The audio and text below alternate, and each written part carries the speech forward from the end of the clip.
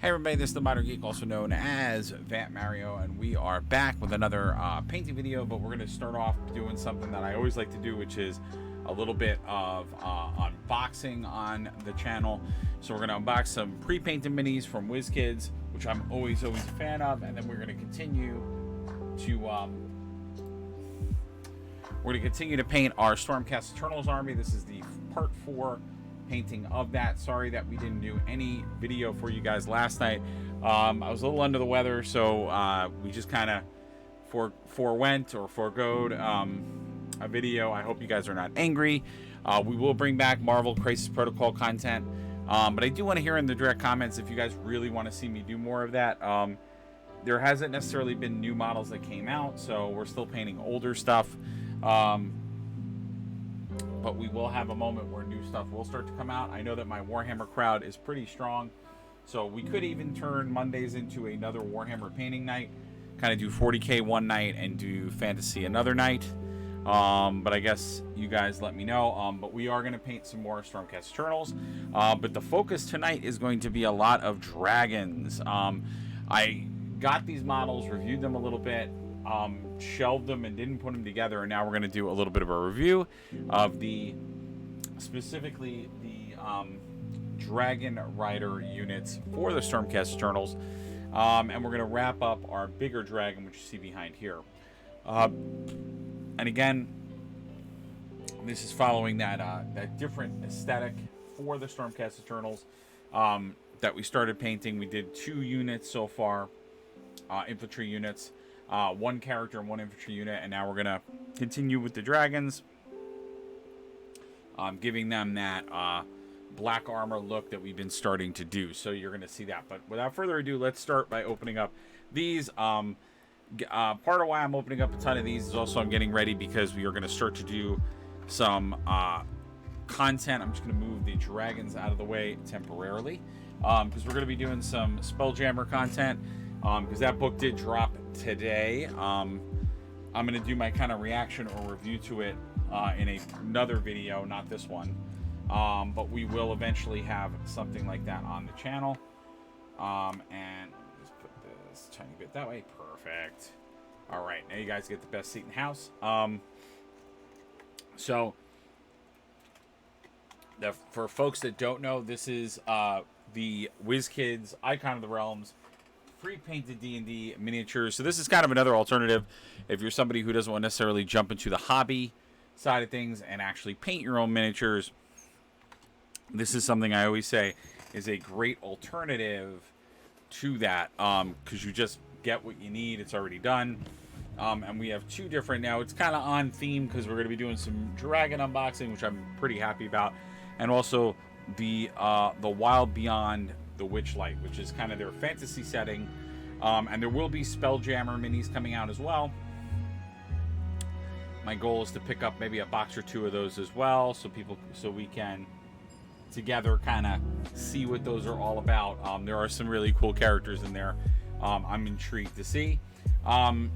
These guys, for the most part, retail for around $20, although the newer ones are retailing for around $25, $27. So it is where I do like them, and I think they are very nice and good. It is a hit when you get doubles, and I have been really in bad shape with these, getting super amounts of doubles. So I'm hoping I will not see that double train again, but I seem pretty prone to getting doubles. So I always try to buy like 1 of each one so I can minimize my doubles if I can, because it just gets really annoying when you get more and more of them. So without further ado, let's open these up as kind of a starter, and then we'll do that. I already can tell there's something bouncing around in one of the boxes, so I pray it's not broken. So let's the Wild, just so you guys can see what we can get.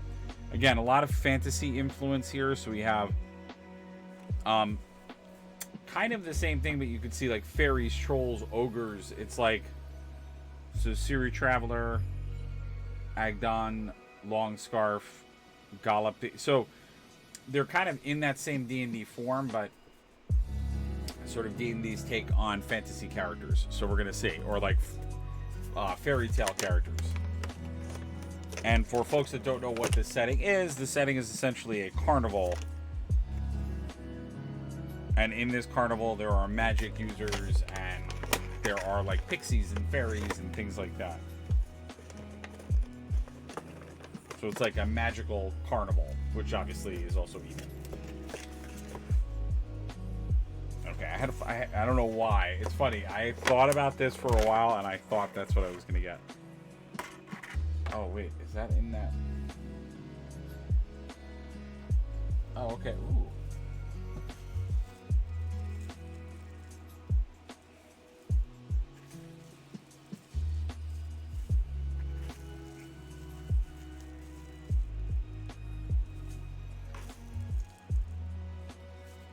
Alright, this might not have been...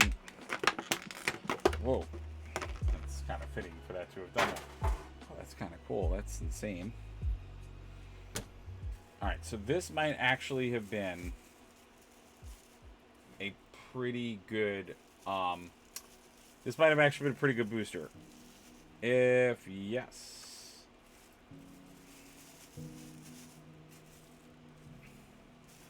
Alright, well, there's one thing very interesting about this. I actually got... Oh, that's kind of cool.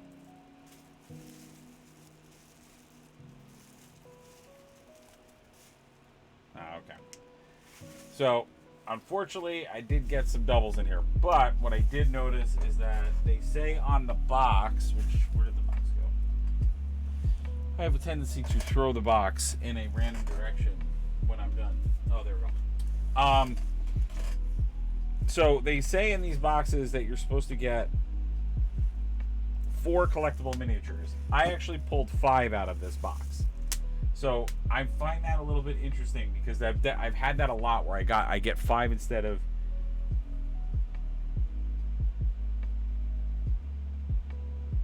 That's kind of funny.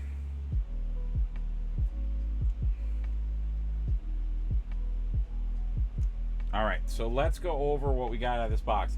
So, I'm going to jump to my close-up cam because I'm going to need it. Alright, so we start off by getting Bobby. I believe this is not a... So, Bobby is his name. I believe I have not gotten this model before. He's a named character in the adventure book. I don't know exactly what character he is. But... So, this is one problem with this particular set, is that you can get very... then I'm going to go over a double. I'm pretty sure I got this guy before. His name is Corid. So I think these are all like people who work for the circus. But I'm pretty sure I've gotten him before. I know I've gotten this character before, which is a Boggle. I actually really like this model. But I think now I've gotten like 2 or 3 Boggles. It's a very, very cool painted model. They did a good job with the paint, but I've gotten, I think, 3 of these. And as you can see, very tiny models we got. But I am excited about this one, because I don't think I got this, but Chucklehead is a new one. And I actually wanted this one. It's like a pumpkin or radish guy. Again, just very cool. Definitely could use it for other things as a cool monster. So I kind of like that. And then our big fig in this model, in this box, is something I haven't gotten before, which is Giant Toad. And I love that they have him eating someone. So there's actually a guy in his mouth, which I think is pretty cool. And again, there are 50 figures in this series. So in this one, I believe we scored 3 original characters. So 3 characters we didn't get. I'm pretty sure these guys are doubles. So, I mean, now, not bad, because we got essentially an extra character. But I can tell you, I've heavily gotten doubles of these. So, again, part of why I don't go nuts buying these, because they are super, super clingy with doubles. Alright, so we have those guys.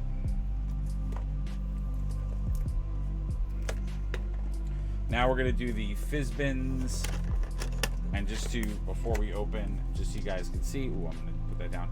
This is what we can get in this box. And again, it's Fizzbin's Treasury of Dragons. That's the newer book before the Spelljammers one came out.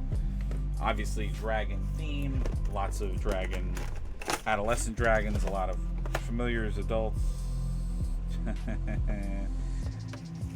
I hate this. All right. Well, all right. Well, as always, yeah. This is why I'm probably gonna limit the amount of these I buy because I get super. That's crazy, dude. I might not have gotten this before. Okay. Oh, wait. There might be some good stuff in here. I don't think I got this before. Probably did, but it's so ridiculous how doubly these are. All right, that's cool.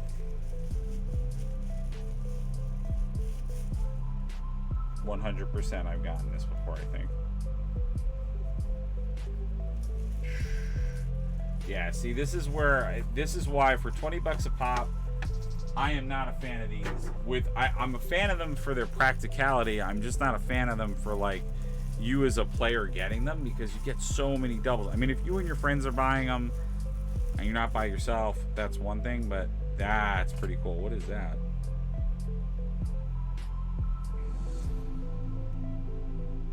I do not know what this actually is. I guess it's that might be a magical item of some sort. That's kind of interesting. I'd have to do a look. Okay, so we did only pull 4. I'm gonna talk about those later. So the first one we're gonna show on this one, which I just realized how pointy his scales are, which is Green Dragon Drake. I'm pretty confident that I've gotten these before.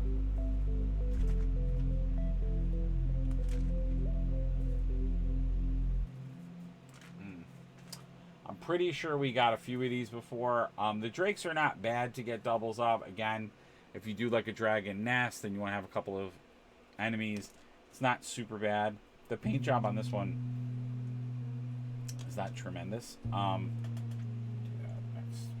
Then I got, and again, I should say there are 46 figures in this series.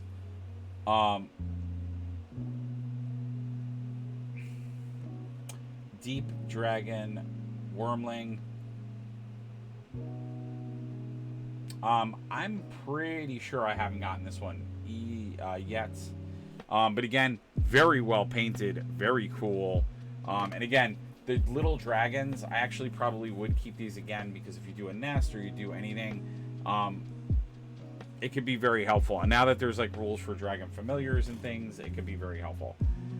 This is very, very cool. So we did score definitely 100% a new model. I have not gotten this before.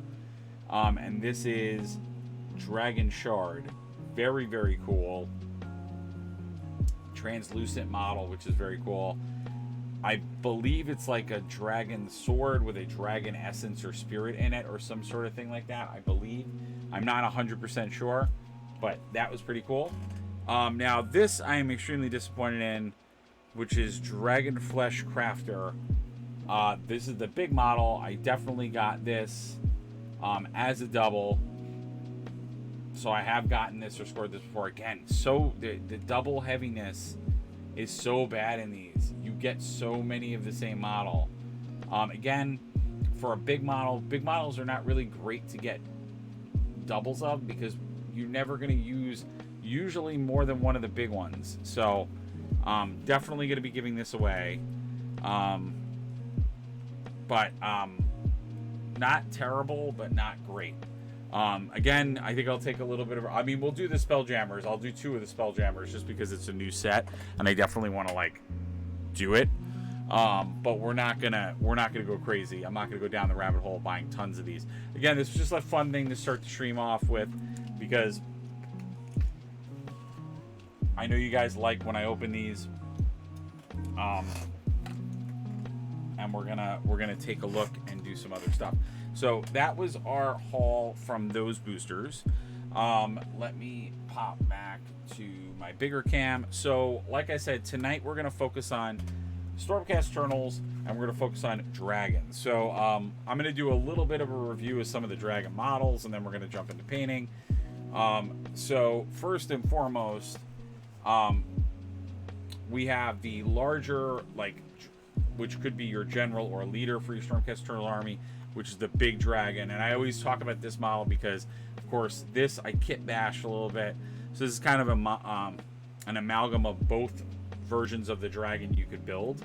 And we're going to obviously use this. So I did this dragon. Let me put him to the side for a minute. Let's put him front and center so you guys can see him.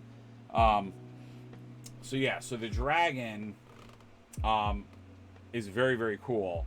But this is going to be what we're going to use to base off all of our other dragons. And like I said, this is a kit bash because you can build 2 different ancient dragons with this kit. I'm choosing to use the one that is the more magic intensive one for my army. Whereas you could do another one that's a little bit more melee or rageful. But what I did was I actually took the more mean looking head from that dragon. And then I actually put it on the peaceful dragon's body. I really hated the way that the peaceful dragon looked. I get it. The character's supposed to be more intense, but I'm like, he's on the battlefield. Like, even though he's using magic, he's still a dragon.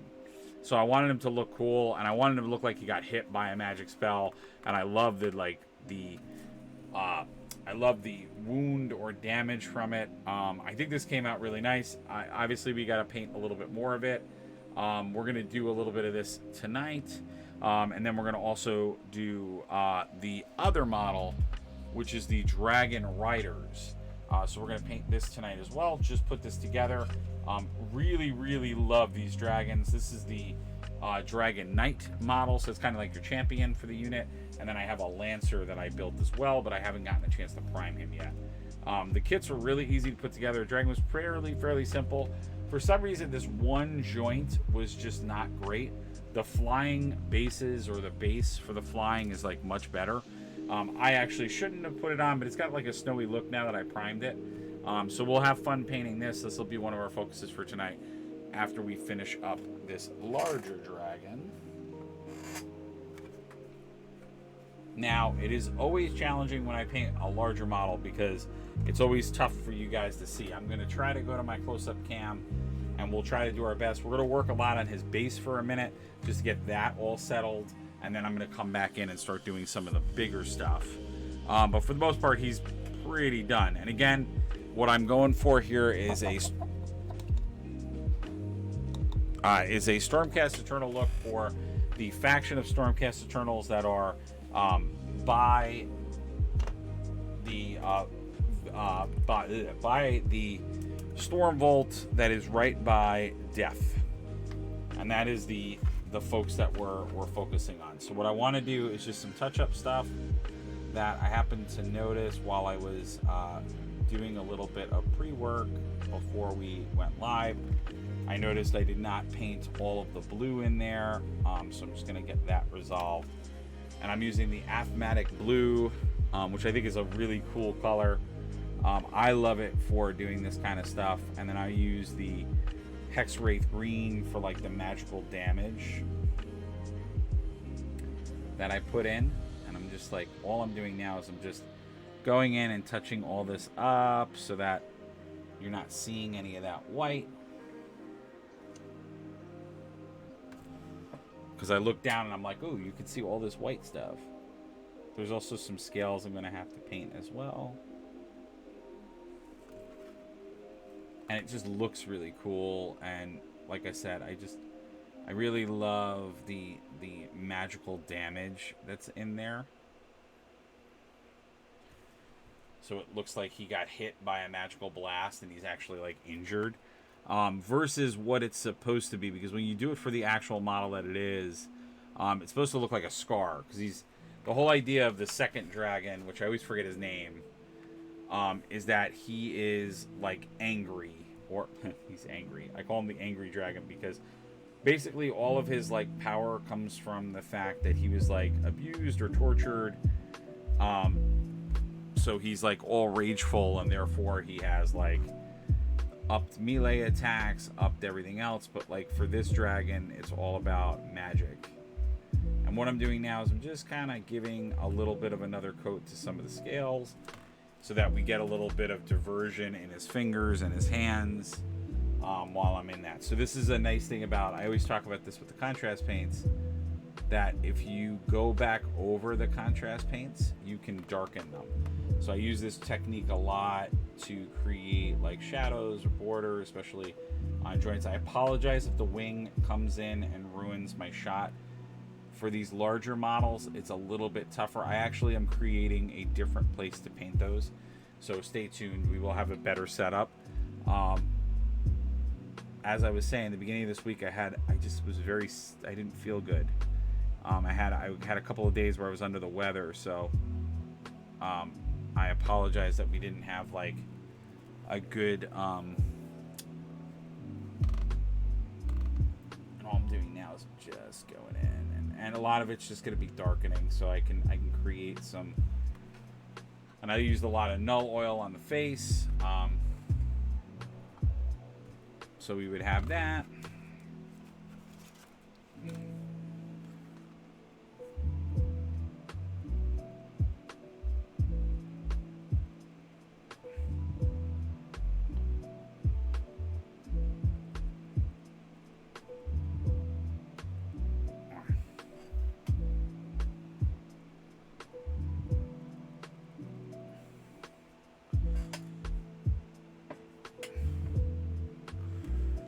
So I'm just going in and I'm just touching up a few things. I knew this was going to happen with this guy because we got him in a pretty good spot, but there are just like a few little areas where you can still see that I didn't paint in everything, and there's like a little bit of white showing, and that always kills your model. And there's a couple of undertone areas, so I'm going to do a little bit tonight, but I want to focus on that other model too. So I may do the last pieces of him off camera, because there's a lot. I'm noticing underneath there's a lot of work to be done, because I have to retouch up parts of this, because with that skeleton horde bone color, there's even like some parts of the fur. Okay, wow, so he's like half painted. He's not completely painted. I thought I had finished more of this. I apparently didn't. Okay, so we'll kind of use him for what I was going to intend to use him for, which is to be the reference, so I would know what to paint. I'm not going to focus on finishing him completely tonight. We're going to do a lot of them just so he's like pretty done. But I'm just noticing there's a lot of stuff that I didn't paint, and that's my fault. That's what happens to me, especially with the streaming. Like, if I feel like you guys are not into something, I will pause painting it until I feel like you're back into it. And then I know specifically for like this guy, the issue with the whole angle and seeing what I was doing, because I didn't have the right setup, I was like refraining from really like finishing him, because you guys like found it very hard to focus. So all I'm doing now is I'm just taking the this is the Night Haunt blue, which I use for the hair, and I'm just going through and I'm just making sure that I have it all nice and sewed up, because there was a couple of areas where I didn't go as far into it as I should have. And then I did null oil on top of it to give it a little bit more of a black sheen. That's how I got a lot of that, so it dulled it down, because at first it was very, very overpowering.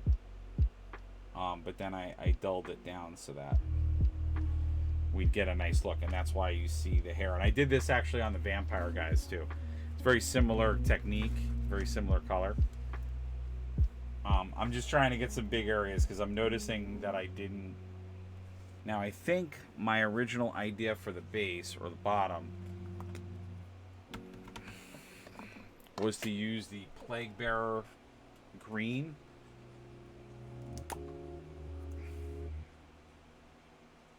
Which we'll see how this is going to go, because I'm noticing that Plague Bearer green is like kind of drying up. But yeah, my idea was to use like Plague Bearer green on the areas that were this like mossy color, so you guys can see. I'm going to try to get him a little bit more situated. But yeah, the idea was just to kind of lightly put that in there. And then I would go back in with the with that brown. So it would look like we had some, you know, vegetation, vines.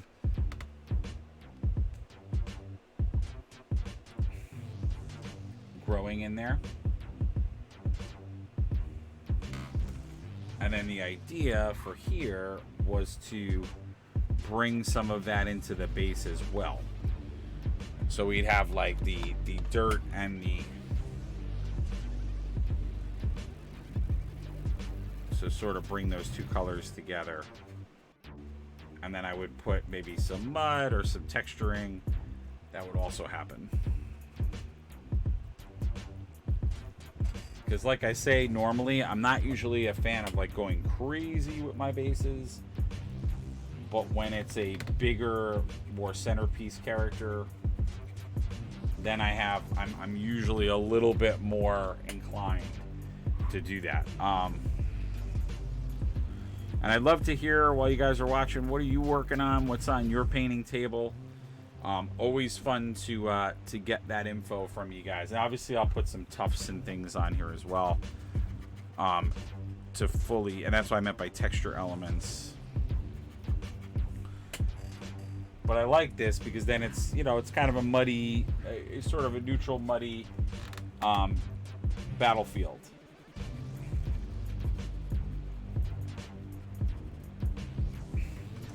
And I wanted to do something where it looked a little,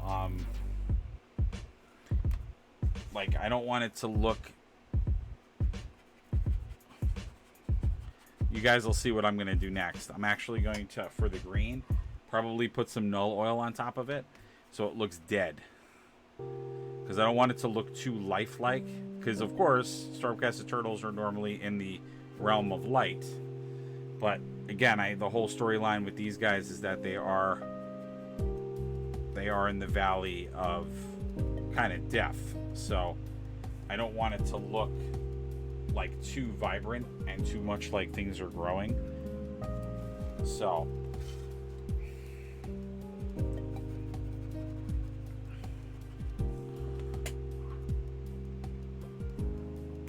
but of course the dragons and the Stormcast, yeah, you know, they themselves are made of light, so it would make sense that like they might have some life or things growing. But that's why I wanted to do it as the like sickly green and not as a vibrant, luscious green. But I find this Plague Bearer green, it can be very nice in that way. But yeah, so it's still dirty and like, I actually am probably going to do more of the dirt rather than the green. I just wanted a little bit of green. Also, because the green is just very pale and neutral. I know. Everybody's like, oh, he's painting bases. Quick, run. I think that's funny. I know. It's because it's not in focus. This is what the problem is when you paint these big models. That's why we're going to probably stop doing this, but let me just do... yeah, Gelman. So I can just finish this off. Oh, I don't think I used Gelman. Alright, well, we'll just make a band of it. Because it'll just look like there's a darker piece of grass. And all I'm doing here is I'm just doing a little bit of wet blending. And again, it's so I'm suggesting... I want to suggest I want to just suggest a little bit of like grass or green so that we're not seeing this this very, very white base. All right, I'm going to just do this. That actually looks pretty good because now it's giving or providing a texture. And then let me get to the right color because I think it was the skeleton horde that I was using for the base. Because I'm realizing if I go too hot and heavy with the yeah, that's the right color. All right, just doing the base real quick, and then I will pick it up, I promise. I know you guys are getting mad because you can't see what I'm doing.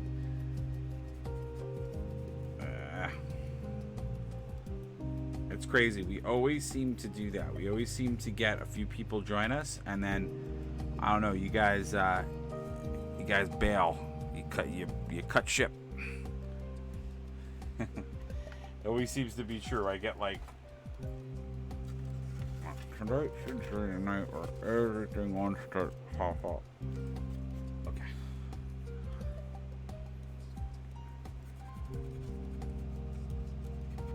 Yeah, we're gonna forego this big guy. I mean, we got a little further on him, but I want to paint the smaller of the two because you guys, one, I'll have a better experience for seeing it.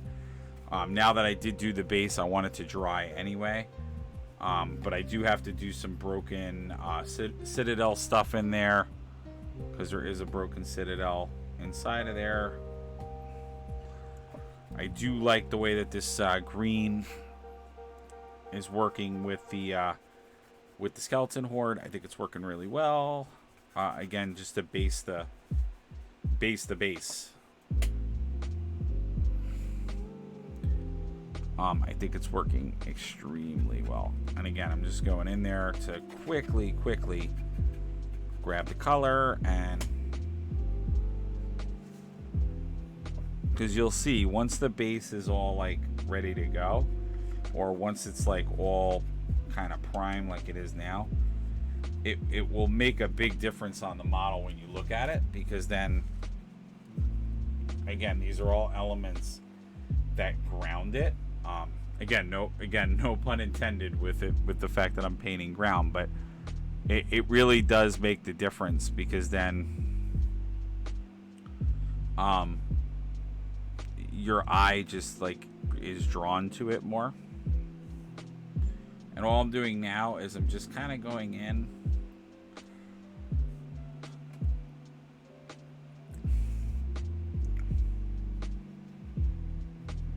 and it's more of that like wet blending. And now also what I'm doing is I'm just putting some darker areas by like the base itself. So what should start to happen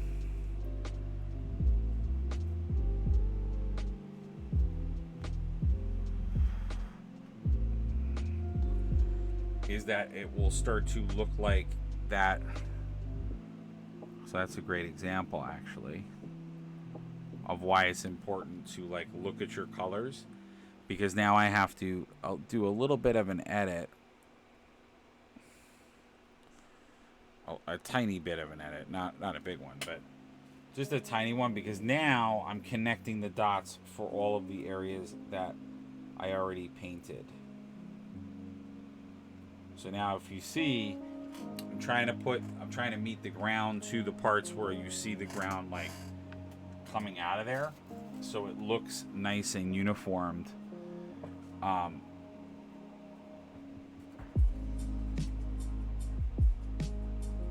there we go. Perfect. Yeah, so you can see already just the dramatic difference now that we have that all done. Even though we have some elements on the base itself that aren't painted, it just gives a lot more life to our figure and to our piece. And you guys can see it again, but I'm gonna let that sort of dry. But now you can see just how better that looks. We got, oh, it looks like I missed something.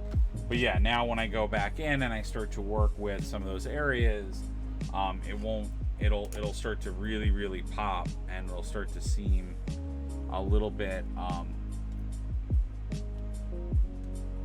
you know, everything will make more and more sense as I go through it and do it. Just gonna grab this little bit of area right here.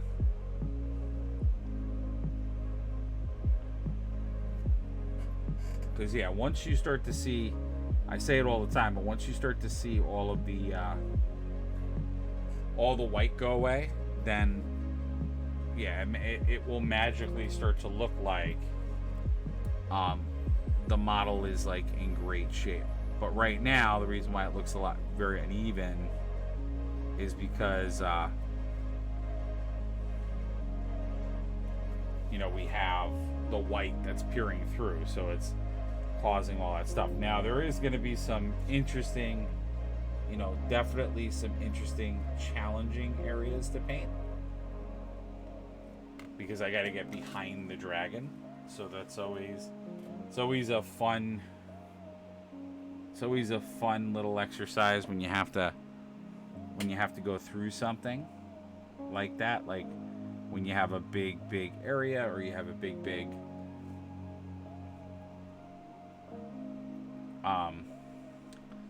model like this, because you always have little, you know, little things that you have to like think about and incorporate and do.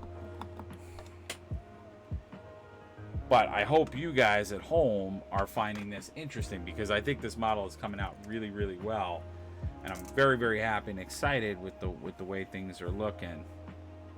So all I'm doing now is I'm just going back in. I noticed a couple of structural elements, and this is kind of a fun thing.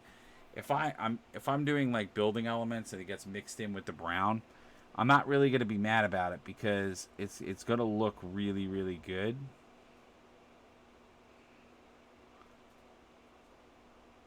And all I'm doing now is I'm just going back over some of this so that it has a little bit. Oh, did I do apothecary white instead of? No, I wouldn't have done that. I would have done Griffin Charger Gray, because I usually do stonework with that first, and then I always use one of the darker grays to go back over it. So I think I would have done that. I don't think I would have done it the other way. Yeah, so all I'm doing now is I'm just going in and I'm looking at what is there, because there was definitely some elements that, mostly because I had to get around the dragon, so I probably omitted them, that I'm just seeing from this vantage point that I'm like, oh, that's just gonna bring a little bit of that other emphasis over there, because that's the trick with the contrast paints. If you do like emphasize something or go back over something, you kind of have to go back over more than one part of it, because it starts to get like overall darker on everything. Yeah, so all I'm doing now, that might have been, I might have used Space Wolf. Nah, I don't think so. Or I might have, I think I used Apothecary White. I don't think I used.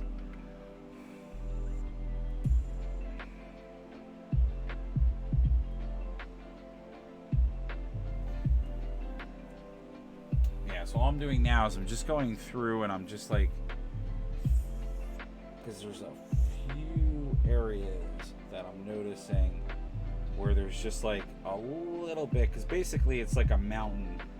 The best way to describe it is like you have rubble or ruins here, and they're like inside of dirt, so they kind of pop their way in. So let me show you guys what we've done, because it's a little challenging to see with this guy, and I'm gonna stop touching the bottom. But yeah, so what we primarily were working on is all the bottom stuff. So I was just going through and we did some of the vines or plants. I'm just kind of doing some more of the Griffin Charger Gray here, so we can get all of this like nice and sewed up. And then we did a lot of work on just bringing that Plague Bearer and the Skeleton Horde to make a nice base for the bottom, and then we'll do some texture stuff. Once things settle down, I'm going to let it dry. We're going to jump over to the other dragon model that I want to paint tonight. While we give the big guy a moment, I'm just going to do these little emphasis.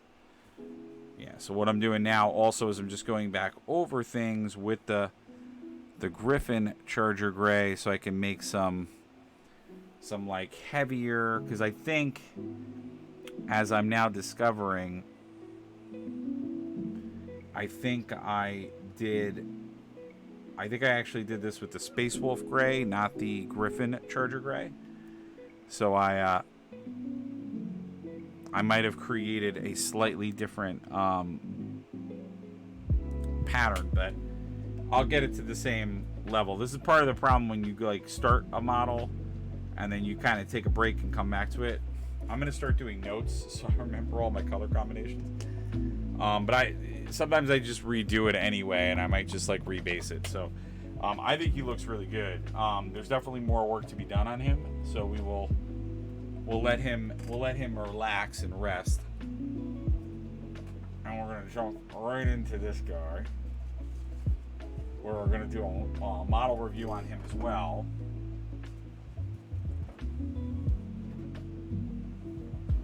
And obviously the big thing with that dragon, the reason why I wanted to do or get that big dragon kind of settled, was because I'm going to be using him. It's very dangerous to touch this model. I'm going to be using him as reference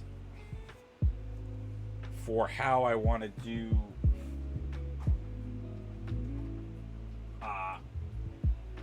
all the smaller dragons. Now this is a dragon knight. I keep saying dragon, but it's really draconin because they don't call them that. So I want to do the same theory, although it's going to be on a smaller scale for this dragon. And then obviously I want to continue the Stormcast Eternals. I want to continue that color scheme throughout them. So let's just get to it. Now this is going to be interesting because what I had created on the other dragons, on the other one, was this idea of the back of the wings being the kind of Space Marine. I always call it Space Marine blue, but being this darker blue. And then what I did was I brought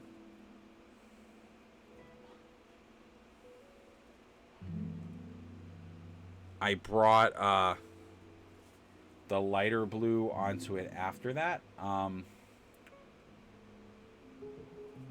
So this is going to be interesting because they don't really have a distinct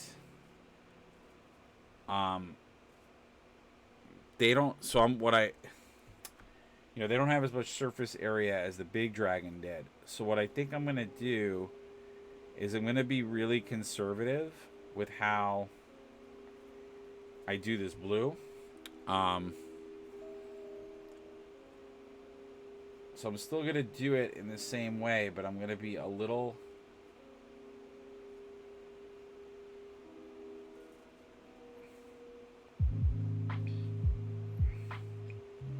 like, I'm not going to go all the way to the corners so that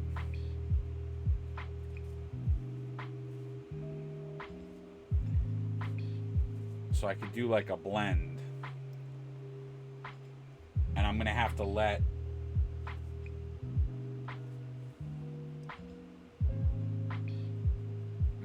the whole thing, like the wings, I'll have to let them dry. And then I can come in with the other color. Ooh, see that was like a little too close. Because what I want to avoid is having to come back in with white and redo, because it's going to be a lot of detail work. So if I kind of am a little looser or freer, where I do a little bit more of an outline, I won't have to do as much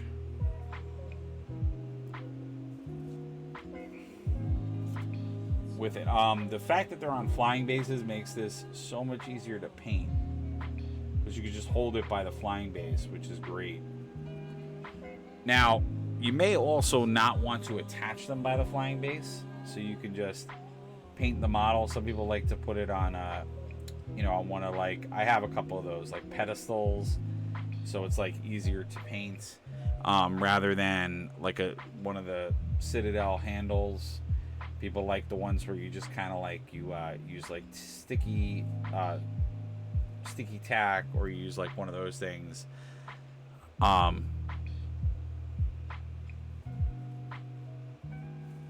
some people like to do it that way. But yeah, I'm gonna be a little bit more painterly with these wings. And I think that's going to give us a really cool look, but at the same time, it's going to make my job as a painter a little bit easier.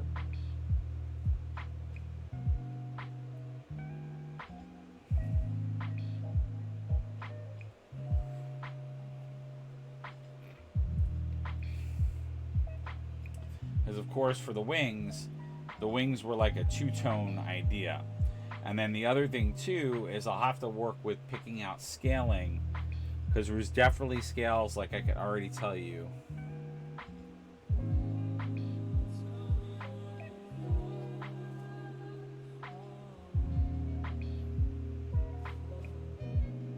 And I'm more so doing this just because I already know from the big dragon, and that's what's like kind of insane and cool about this, is that, and not to say you have to copy the big dragon completely, but I want them to look like, obviously they're all from like the same species of dragon. Now I could also have done them in different colors. I was thinking of doing that, but again, the idea is that all the dragons in the Stormcast army are from this descendant of dragon. So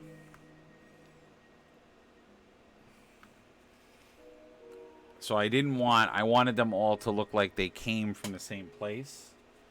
All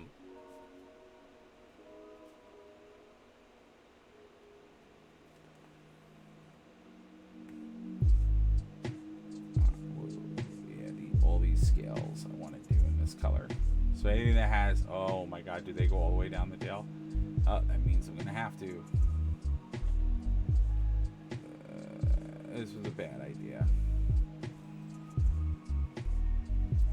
So again, this is where, going back to what I was saying before,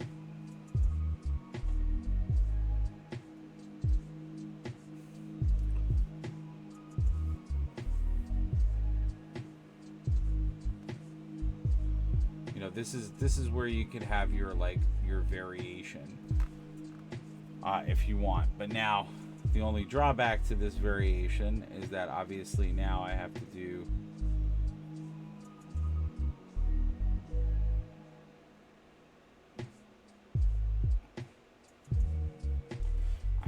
very tiny scale work.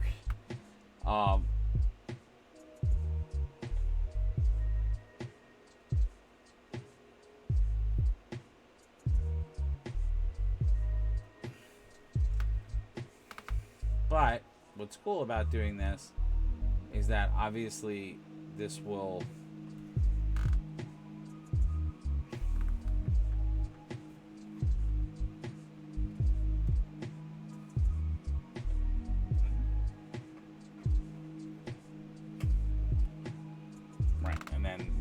it all kind of supports itself, because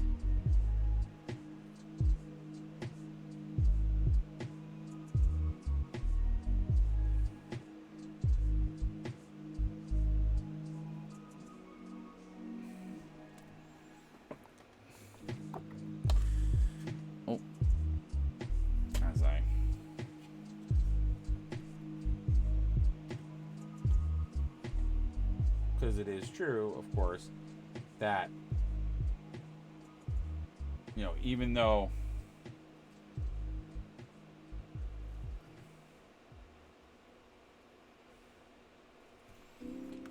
they come from the same place,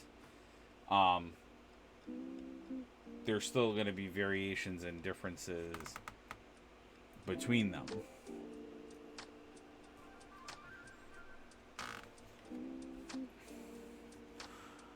So just because the dragons potentially come from the same lineage, there may still be differences in their anatomy, because you know we're looking here at more adolescent dragons, whereas you know the main dragon, or the leader kind of general dragon, is a more ancient dragon. So he's obviously grown up and has become more powerful as a dragon than these dragons are. You know, hence why the Stormcast Eternals, can tame these dragons.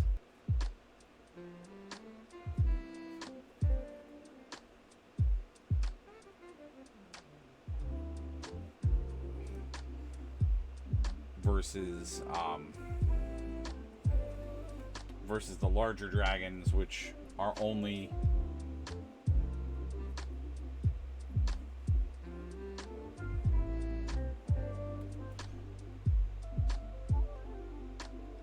are only helping the Stormcast Eternals because their values are in line, and are in line with them.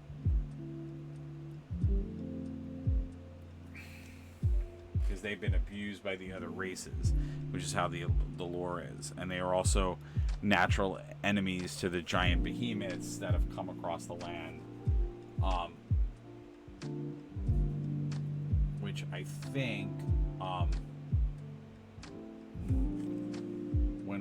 once we get our Stormcasts,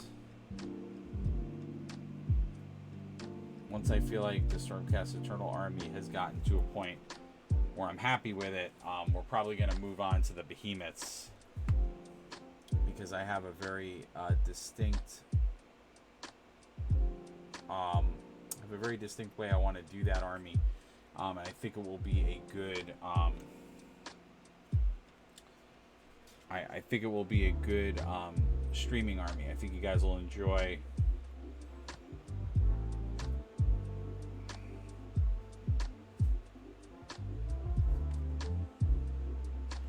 I think you'll enjoy what I have planned for that, and I think you guys will enjoy seeing the variation, because that army is going to be cool, because yes, I will be using, of course, certain GW models, but that army will also be including a lot of third-party models, because I have a very custom, interesting idea for the Behemoth army that sort of supports GW lore. It doesn't completely. I will admit that for the purists in the room. I am going to go a little bit against the grain with it, but I think you will still find it fun and exciting. But it will be a little bit different than like the main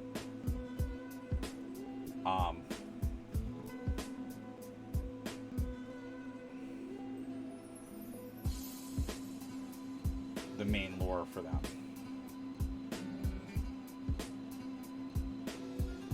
I mean, yes, I should preface it's a yes and a no to that, because it will be slightly different. But if you think about the Behemoth, Sons of Behemoth lore that they provide, it actually kind of still is in line with that, because of the way that things are going to be. Oh wow, I've already been streaming for an hour. My God, how time progresses. And I'm sorry, guys, we didn't. It's my fault we didn't put the Discord server up. It's like I have to get better at like putting it up when we start painting.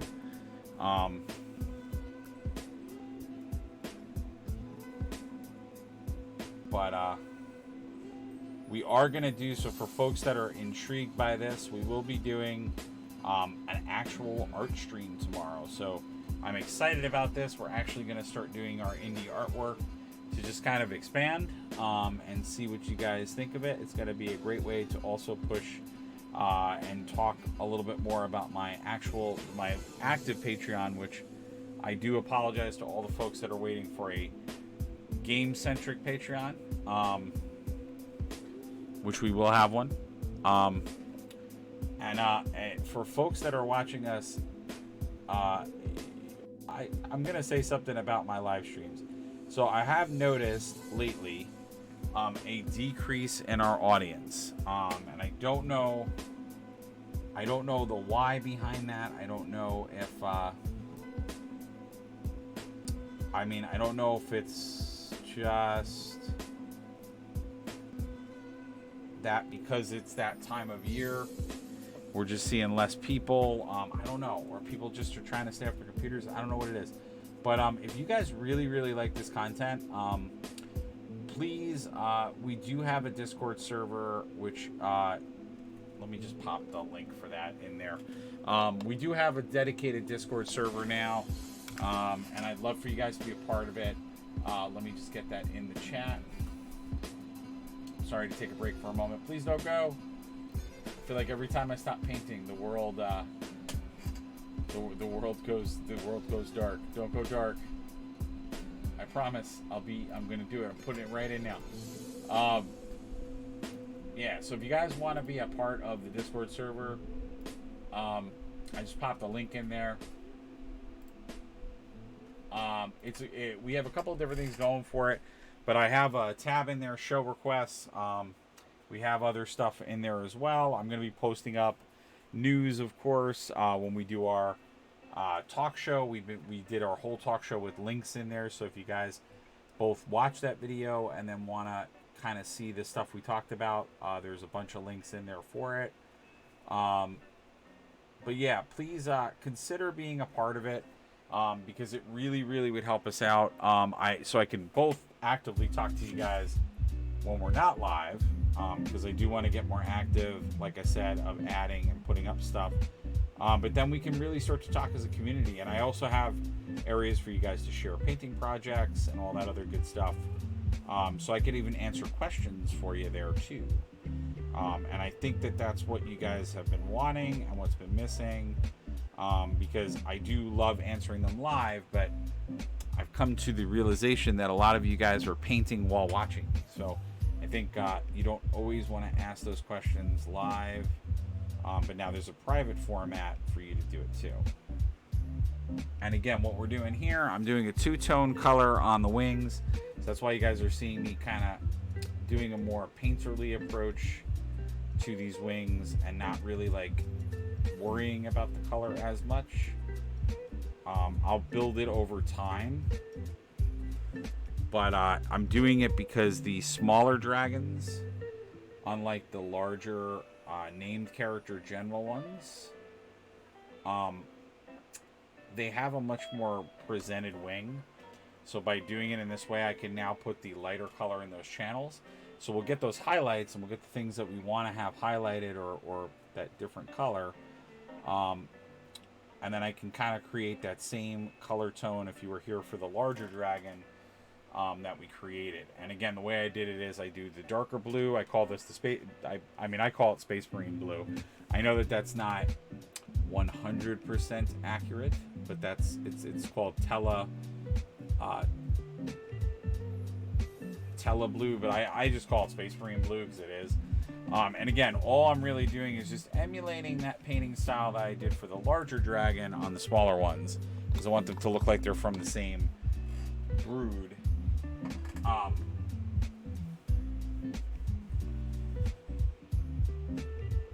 And what I will have to do is just let I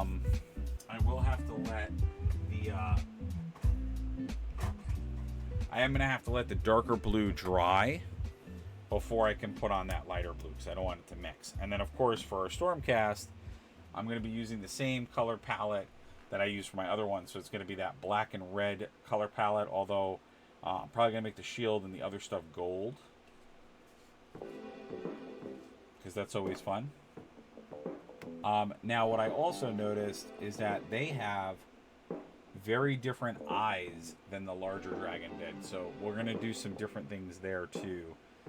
But what I'm trying to do right now is just get the basic stuff done. But yeah, please become part of the community on the Discord server. And like I said, in the chat, I mean, if you guys have never chatted with us, break that silence today. shoot something up on chat. We always love when you guys talk to us. That's part of why I was waiting to do that.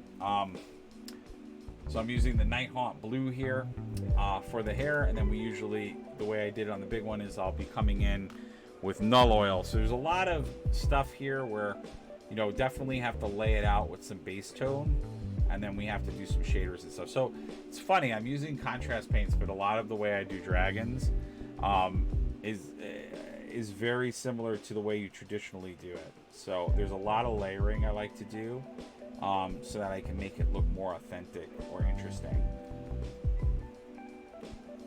But this was the color scheme or the way I did it on the other dragon.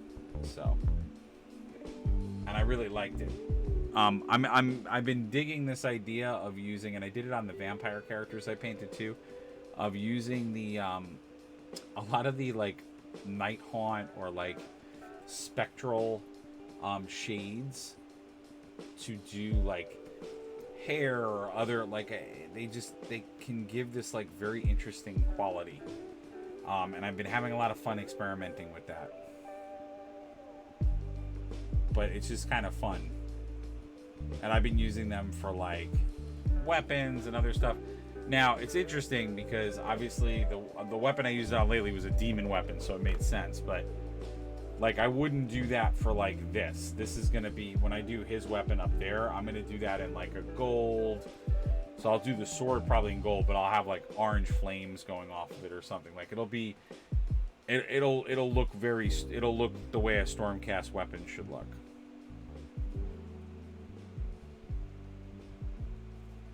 But for like mystical creatures and stuff, I'm finding these like spectral colors to be really fun. Especially if you layer it with other shading on top of it, so you don't just like take the base color. Because obviously, if you took the base color, it would look like it's supposed to. It's going to look very undead, muted, ghostly, like a ghostly blue. But if you mix it and marry it with some other colors, you can make some cool things happen. So.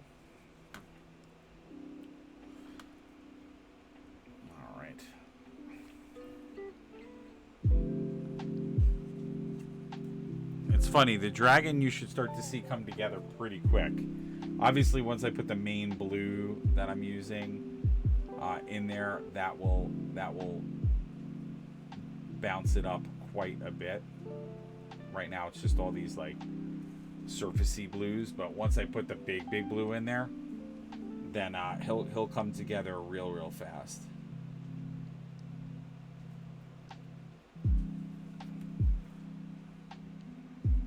Yeah, this is, and I love painting this stuff, and this is one of those paints where this takes me way back.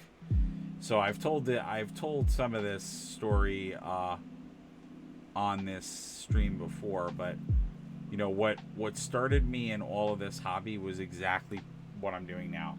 I would buy dragon models and paint them. A lot of it was D&D models at the very beginning, but that is what I painted, and that is what I like learned to paint, and that's what I always had fun painting. But that's what I always painted. So whenever I have to do armies, or so in Warhammer, a couple times in Warhammer Fantasy and in now Age of Sigmar, I've gravitated to armies. I always gravitated to. Whenever I played the games, I always gravitated to the factions that had usually monsters and creatures and all that kind of stuff. But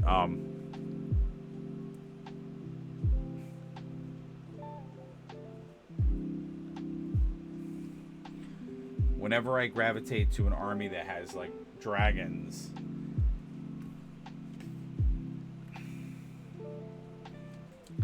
it instantly takes me back to what I used to paint. And it's just amazing how that memory is still there, and just the appreciation that I have for it.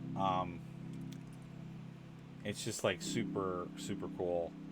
But I could totally feel it. I could feel that connection. So what I'm doing now is I'm just a lot of this is just me going through and hitting certain areas.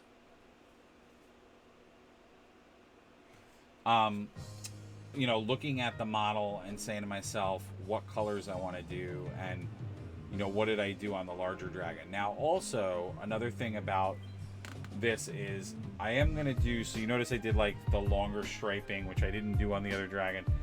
I am going to modify some things because this is a younger dragon.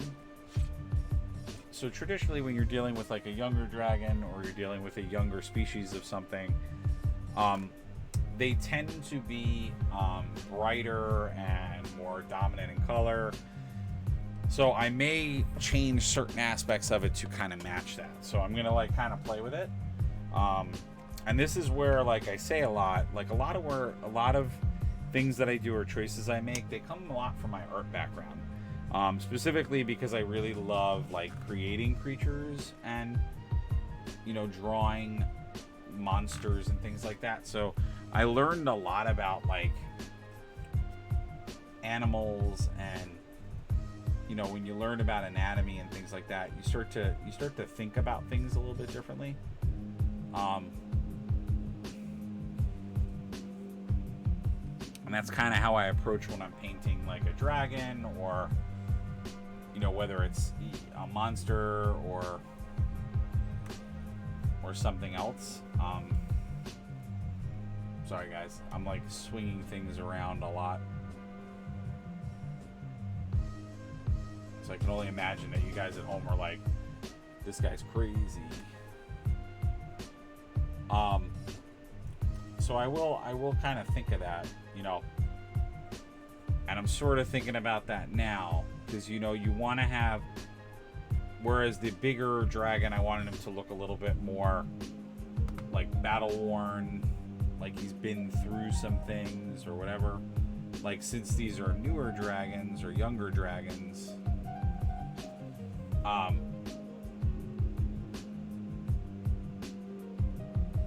do want them to look a little bit more like less seasoned or less clean.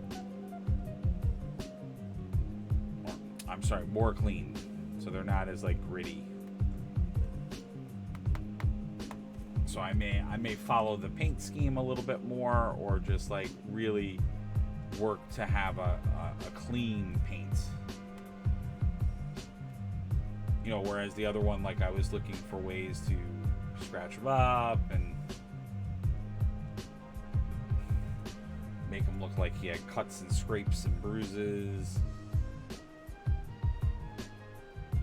Now obviously in the case of this one, the kit's not as flexible as the other kit. There is some customizable options, because you can customize your riders, and you know, like many kits, you can, you know, you can either do the champion or the knight or not, and you know, so you could choose to build just regular troops, or go for the big guy.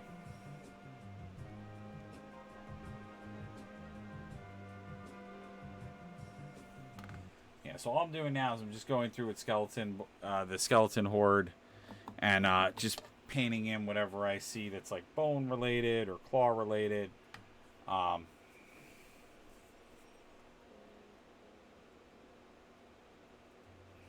I'm just giving it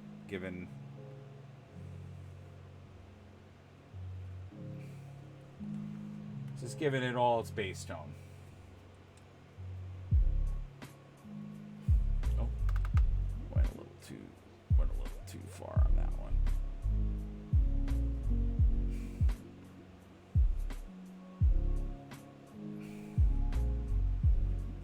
I'll probably have to come back in and redo that.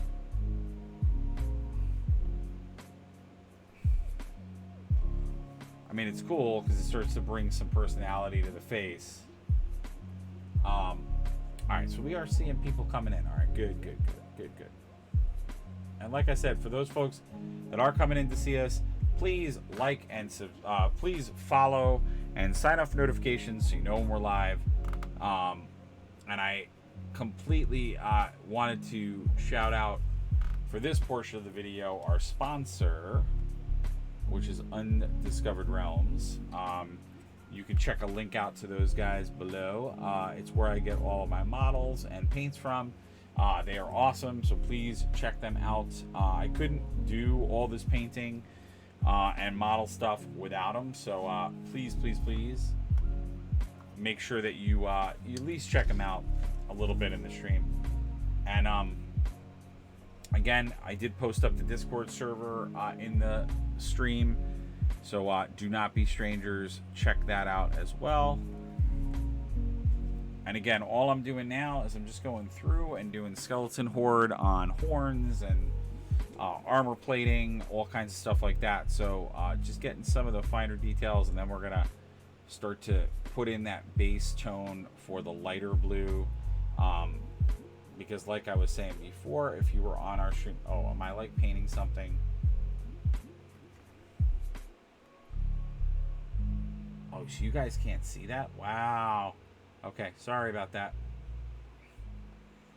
I didn't realize that wasn't on camera. Yeah, problem with we're gonna be coming up with a better painting solution for larger models, because I've noticed that you guys want to see me, and if you go onto that Discord server, there is a show request, like request of what you guys would love to see me paint, and I want to put it out there so I can get some ideas from you guys, because I am actively trying to get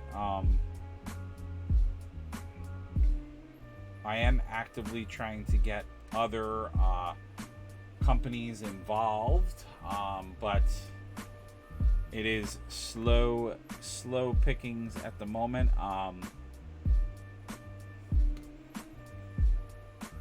So I'm trying to get them to respond and to say more to us, but I haven't yet. So I am excited about that, but I would love to focus my attention on what you guys feel is more important. Now again, I want to just preface, it is a request. Obviously, if I see a lot of commentary for certain things, I will possibly do it. And obviously, if it's like doable, because the reality is, as I've said on multiple streams, everything I do out of my own pocket. There's very few.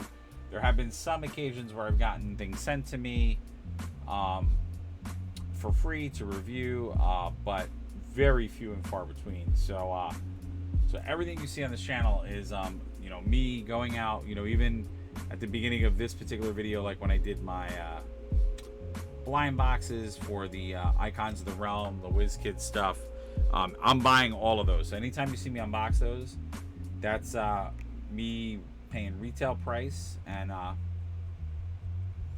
going and getting those. So that is why, if you find in your heart to check it out, there is a link to both my website and my art-related Patreon. If you want to become backers of that and followers of that, that would be amazing, because that also would help us in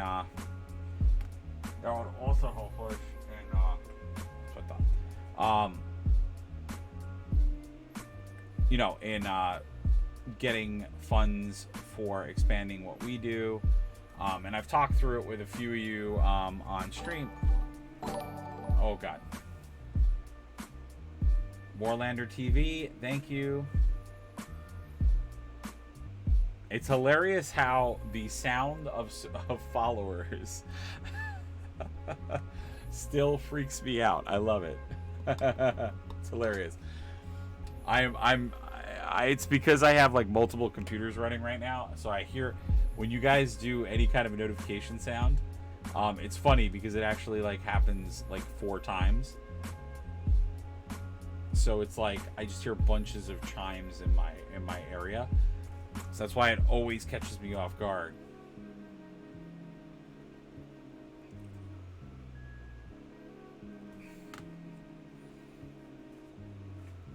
What's up?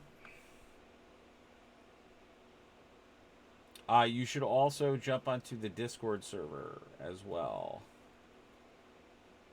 which I have to put I have to put an actual like link to it in my channel. I thought it was actively linked together, but I feel like people have told me that doesn't work.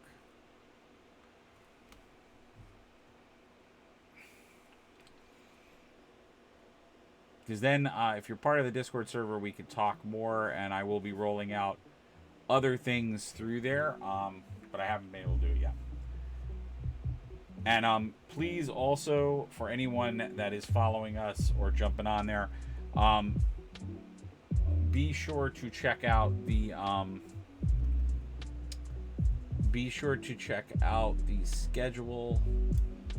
We do have a schedule up of all of our streams. You know, that's why the Discord server is also so important. Oh God, sorry guys. With the wingspan, it like doesn't let me focus on what I'm doing.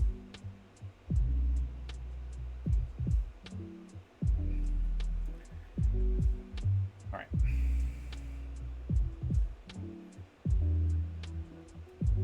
I'm just like trying. I know it's like really disorienting because I keep like going around and around. The problem of why I keep doing that is because I'm trying to figure out if he's got armor plating anywhere or if that is all scales. But I think that is all scales. I don't think that's armor plating. I mean, technically scales are armor plating for all my dragon files out there. Yeah, he's only got one of these. Okay.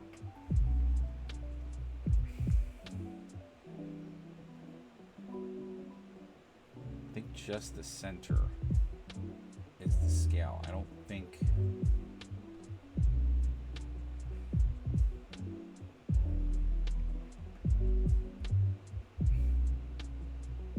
No, these are not.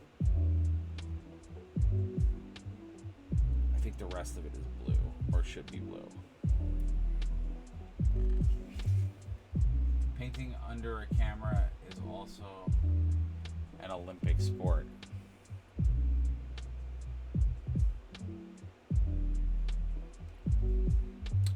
What do you mean by that?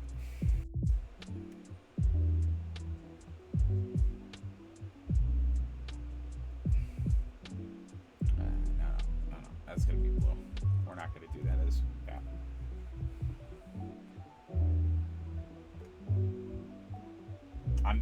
I'm curious about the statement. Not that I think it's a wrong statement. I actually probably agree with it.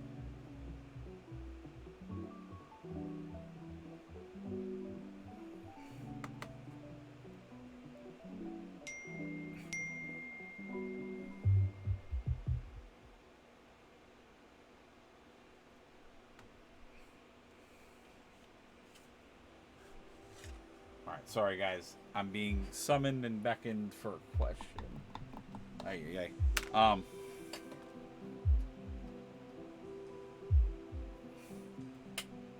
The amount of physical exertion and skill to paint under a camera for hours. Oh, okay.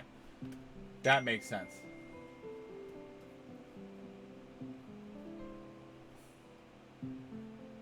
Hold on. Oh, God. What is happening?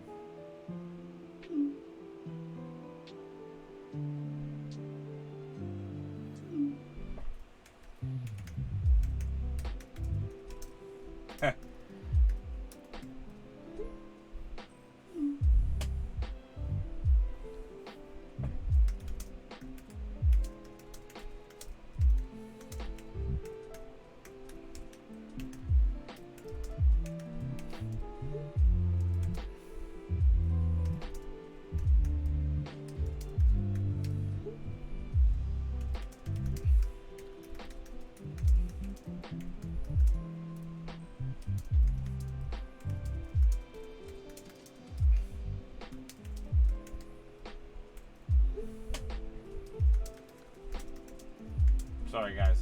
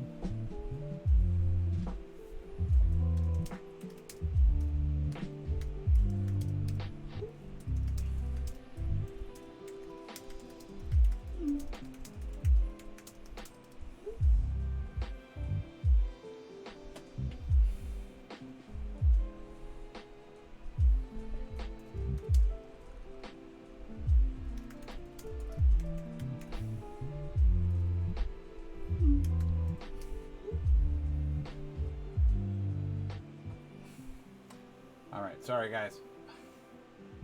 I'm not a painter. I began to lose my eyesight, so I live vicariously watching other painters. Oh, that's... I'm so sorry to hear that. Oh, God. What is happening?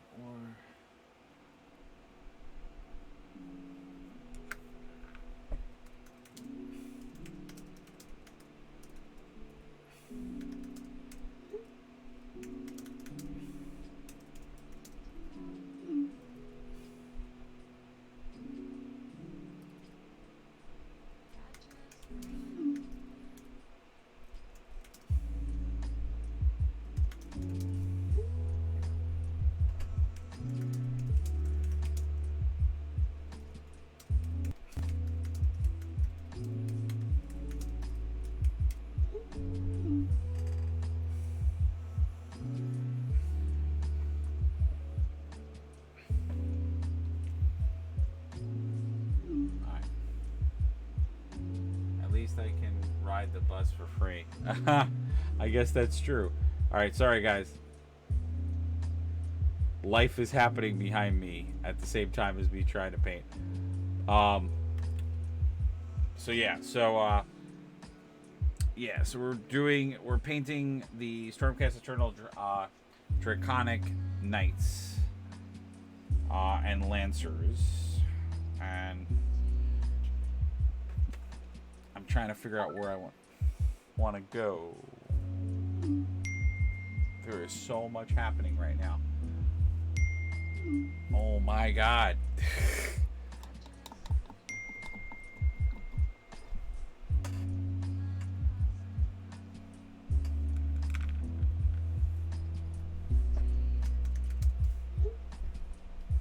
Alright, everybody is doing stuff. What's up? Alright. I'm trying to give shout outs. At least okay. I already read that. Alright. I'm gonna get back to it. Alright. I think I'm gonna do some of the blue.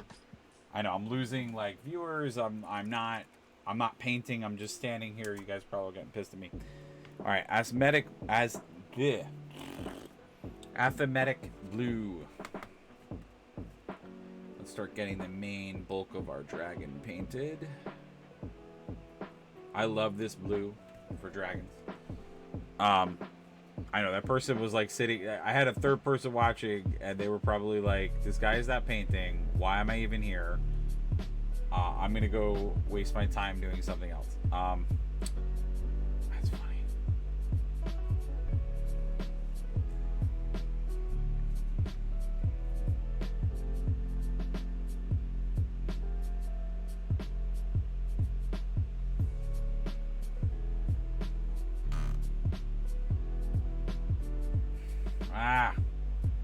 Alright, so this is where I start doing stupid things because I'm getting mad.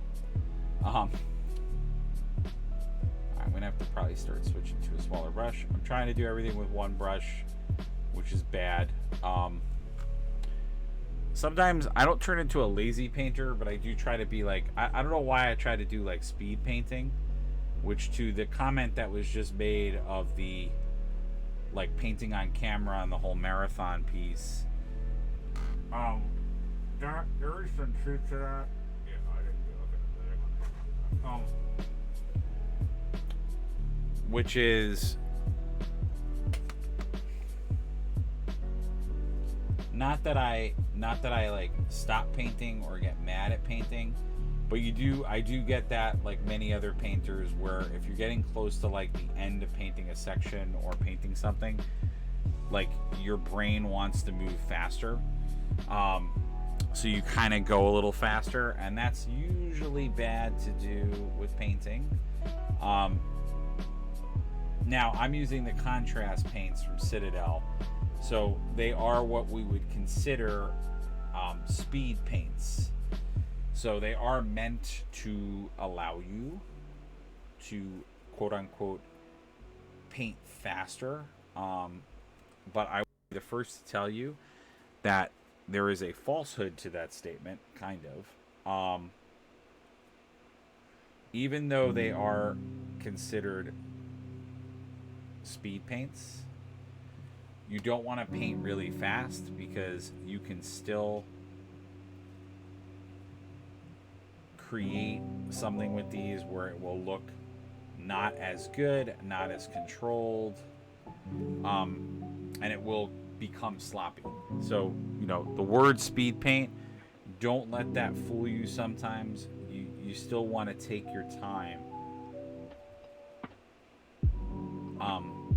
And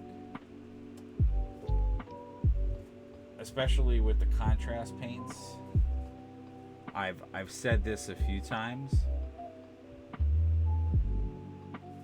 but starting out light and going to dark is always a good idea. I haven't painted in 2 years. I'm starting to get the courage to do it again since my vision has leveled out. Okay, that's awesome, man.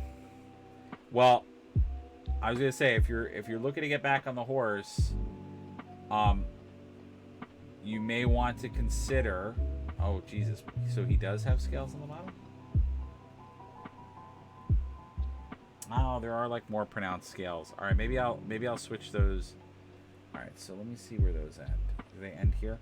I might switch those to be in the bone color. All right, shoot, I didn't see those.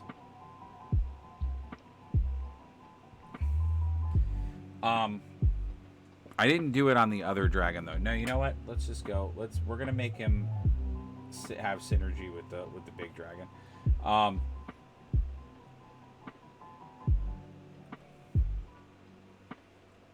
But yeah, I would consider doing the contrast paints. I think that will give you the confidence and skill to paint because, you know, what I was saying before, you do want to take your time with them. But since they are speed paints, they are kind of designed with the intention that you kind of only have to put maybe a quick coat on and you should see like something decent enough to like put on a table and play with.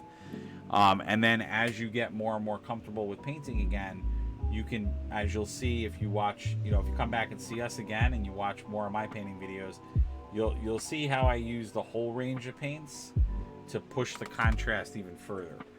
And that's what I like about them, is that you can either use them kind of on their own value, which will give you decent results, and like I said, something that is pretty table ready in a short period of time, or you can go the extra mile and really start to create some fun, you know, great looking stuff and go further down the rabbit hole and get that like really nice high detail that you come to expect. And obviously you can add the color range of the contrast to your more traditional painting as well. So that's the other thing I like, is that they can become part of your repertoire of colors. And then you have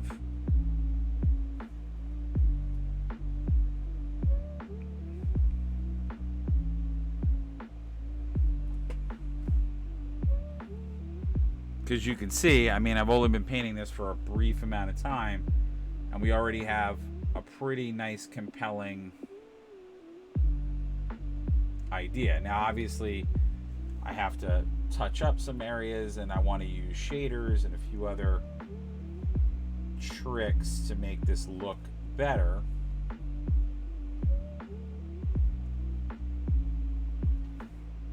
But we have a nice base down.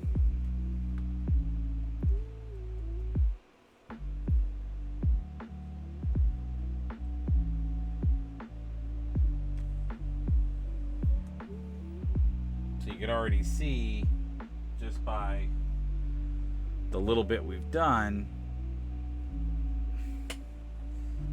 you know, where or how our dragon's going to come together.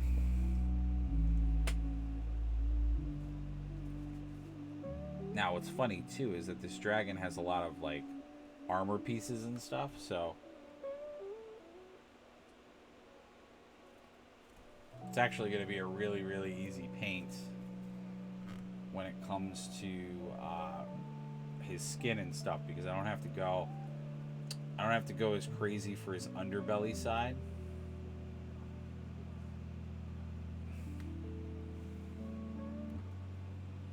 just trying to find where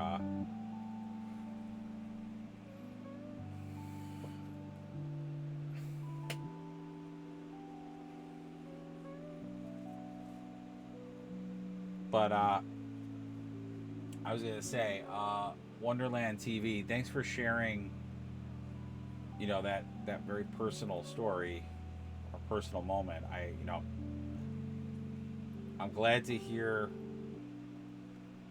I'm definitely glad to hear that things are evening themselves out, or you feel like you're getting to a sense of maybe uh, a sense of where you could level things up. It was a humbling experience. No, I can imagine. Someone in my family is dealing with that, so I do know a little bit firsthand. I do know firsthand what that feels like, and I mean, obviously, I don't know. When I say what it feels like, I don't know from a first-hand experience what it feels like, but I know the challenges that someone has with that, and how it can be very, very frustrating.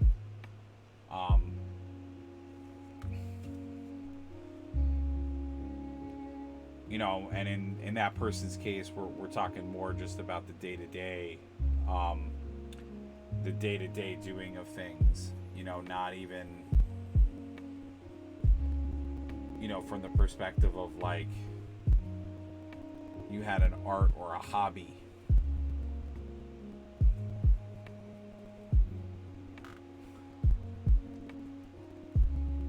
I used to be a commission painter and painted all day for years, especially one day I was sitting.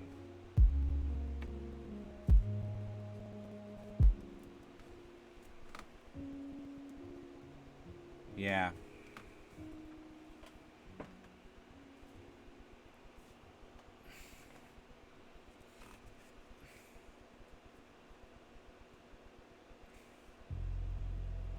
Oh. All right, so we're going to have to do, I'm noticing those scales come back up too.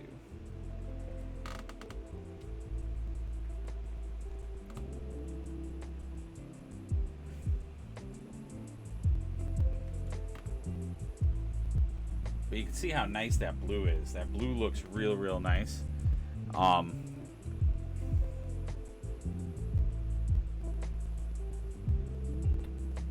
Yeah, that, it's funny. You just described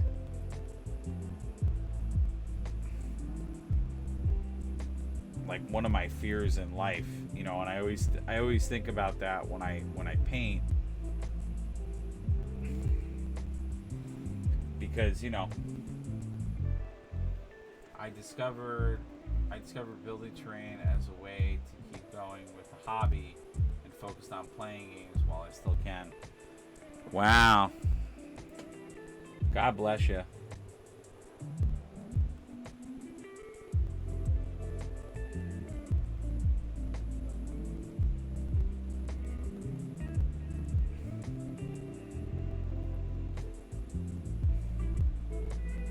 Well, like I said, that's crazy.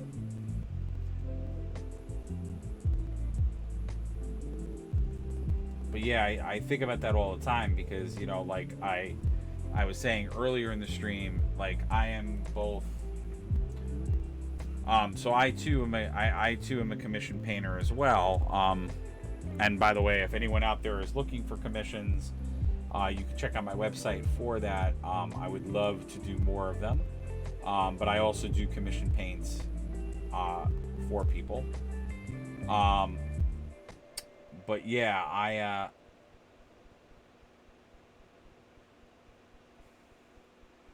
but I do commission painting. I'm also an artist.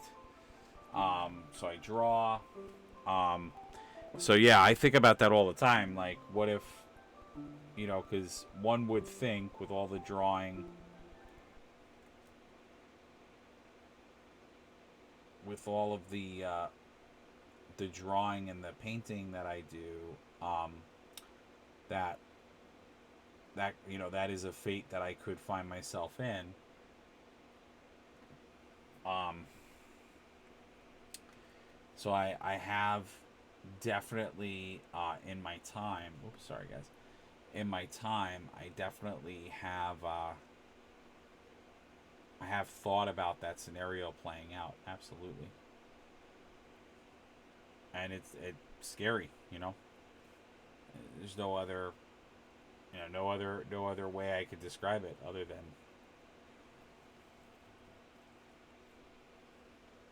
it makes you nervous, it makes you scared, it makes you. And then, like I said, to see one of my family members go through it for.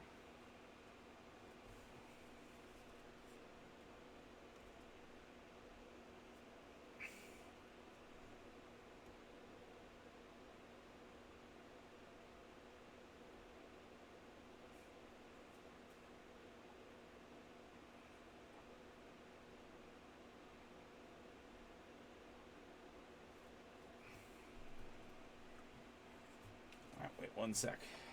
What was it?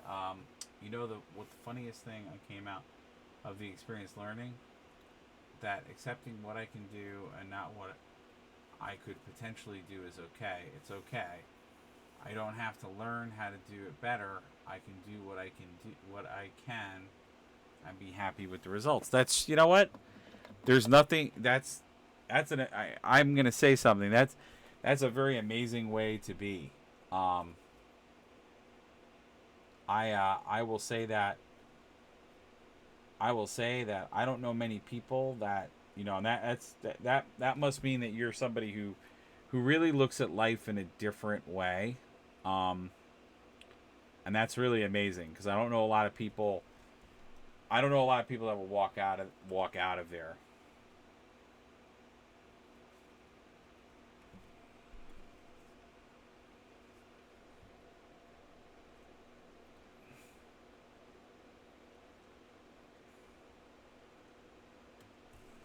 That's a really really healthy way to look at something that you're going through in a hard way. Um, and I don't know a lot of people that could probably sit there and do that. I think a lot of people would find themselves, I think, more so looking at it like, this is uh, maybe a hard transition, or feel defeated, feel. And I'm sure without without getting into all of that more personal side of things, I mean, maybe you did feel some of those emotions when it first happened. Um, and then through that time and reflection, you were able to sort of think of it differently. Um,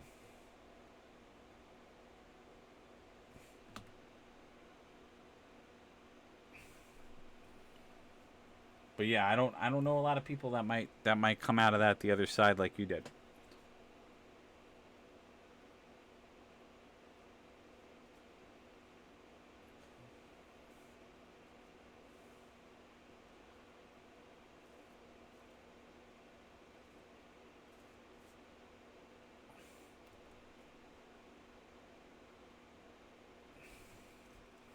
Yeah, the person in my family I was referring to, they definitely.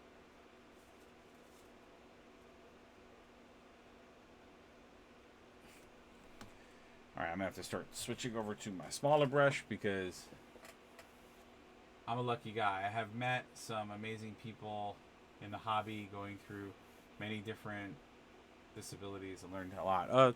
That's awesome. Also, what is going on with my music? Why did it stop?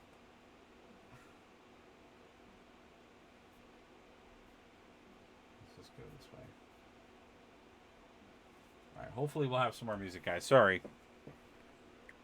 Oh, am I hearing music? I don't feel like I am.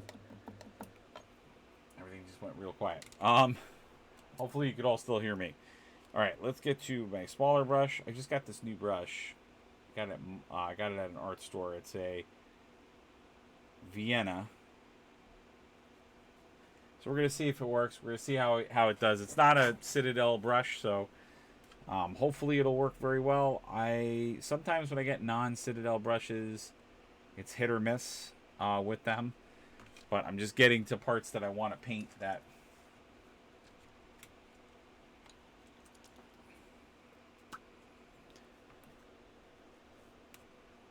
And sometimes with the contrast paints, the smaller brushes don't work as well. Because what'll happen is, with the Citadel paints, you get a more targeted experience. You can't. It's part of the whole idea of the speed paints is that you want to put a lot of it on, but what I'll find is that so you'll get a better result in the sense that as you can see, like I'm getting more of the what we call pooling. But then what happens is it's like uneven with what you already did. But I have to, like I said, it's too small, and I don't want to have to keep redoing everything.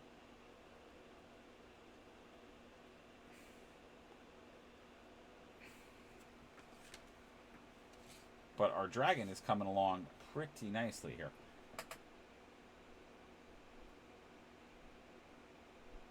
I didn't know if I would go blind tomorrow or next year. After a while, I began to handle it, and luckily,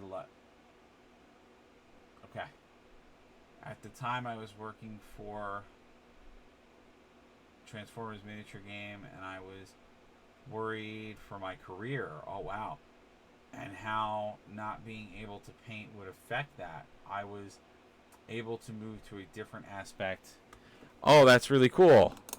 Oh, well, I was gonna say TV Wonderland. If you now I'm gonna be shameless about this. I was gonna say I don't know. Obviously, I don't want you to identify yourself as part of any company. But super duper. I'd love to know what other game I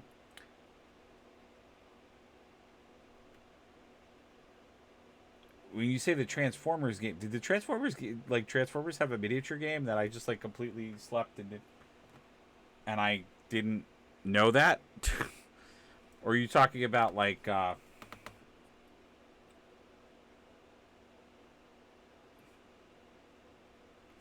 you're talking more of like a the card game? Because I remember there being a card game. I don't remember there being a miniature game. I didn't know if you were maybe doing concept art for them or you were an artist for that.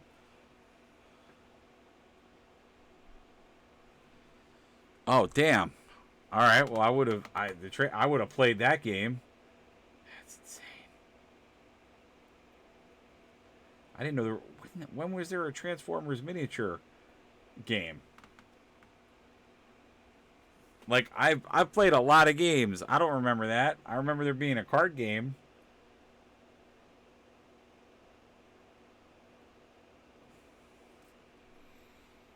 Who makes that game?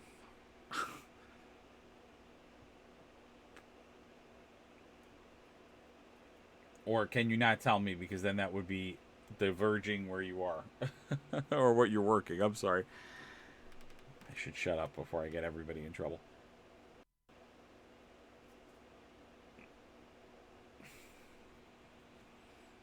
All right, so now I'm getting into the nitty gritty. So this is where like you can use, like I was saying before, with the speed paints, you can go in. What I'm trying to do is I'm just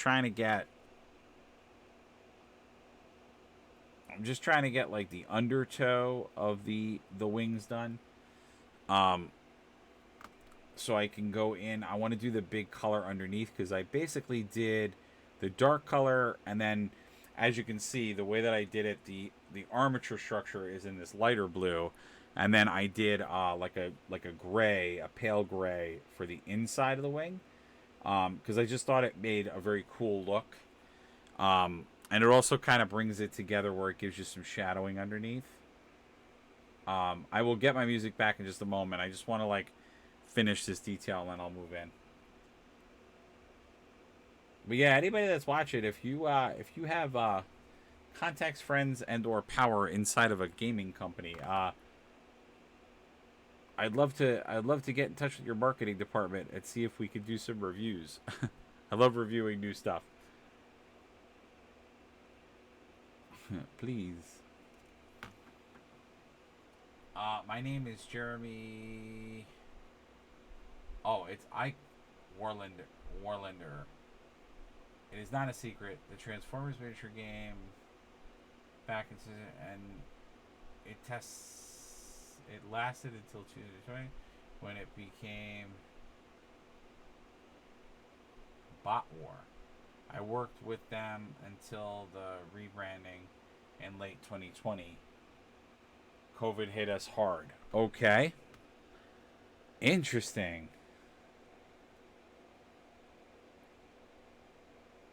Okay. Are you working in the gaming industry now? Like we're still working in the gaming industry, I guess. I know you said that you had different. You're in like a different aspect.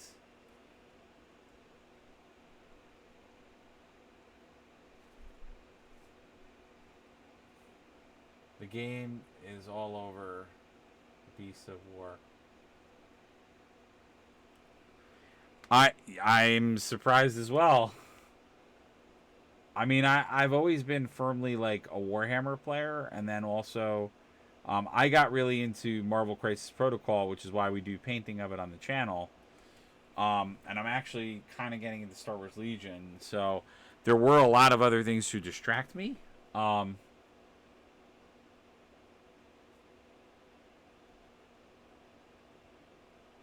also, during COVID or the pandemic, my channel was focusing more on my art related stuff, and we were focusing on video, like more gameplays and let's plays.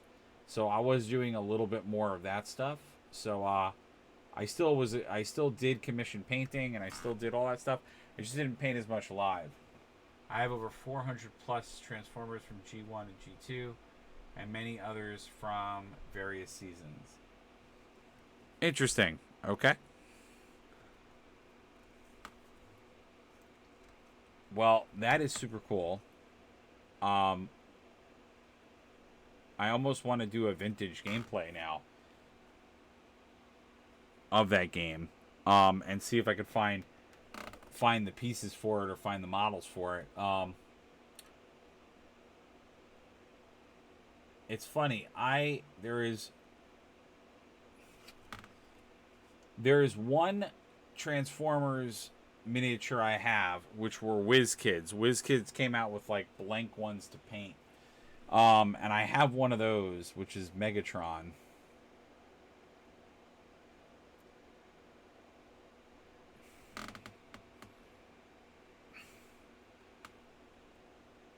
So it's just funny how that sort of worked out there, but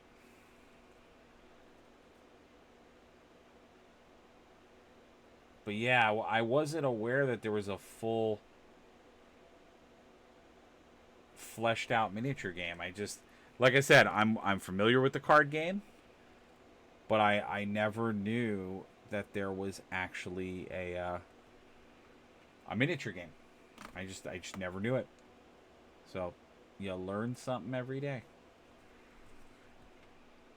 It's funny. The story sort of reminds me almost of the what is it? The Harry Potter miniature game. Because I feel like that's another one that some people know about it, some people don't. And I feel like I feel like that game came and went very quickly. But folks out there may or may not be aware that there was actually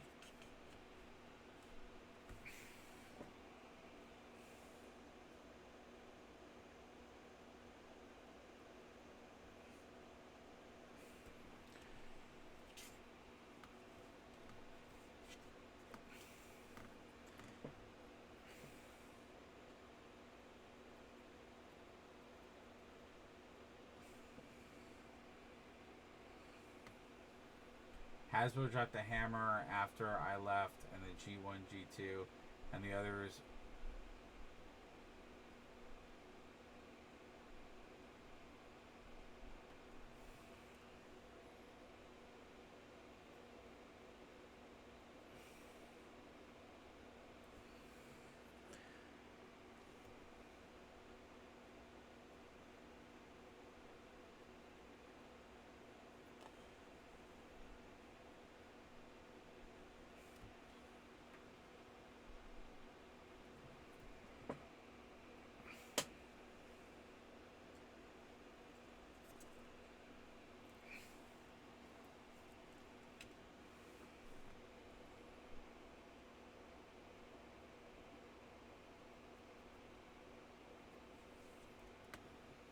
I think I was just told the hookup of what to do to get them. I think that's what just happened. Um,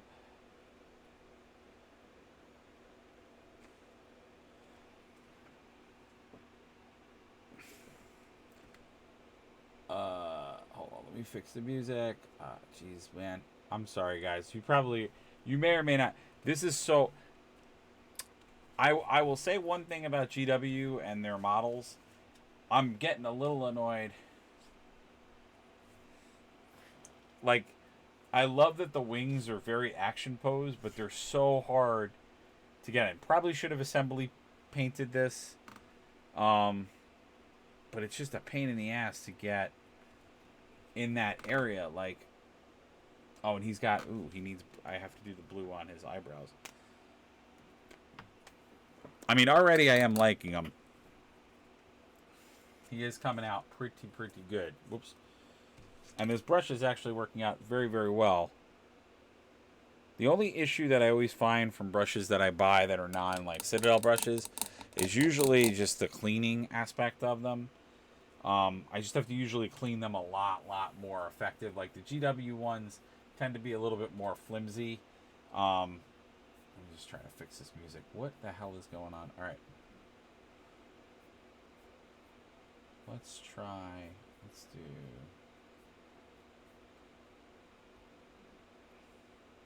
Let's change the station entirely. Let's see what happens.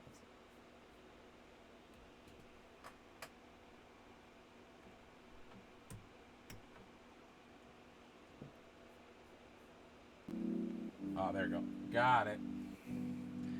All right, I put like chiller music on, so let's see how we like that. All right, so that all looks like blue.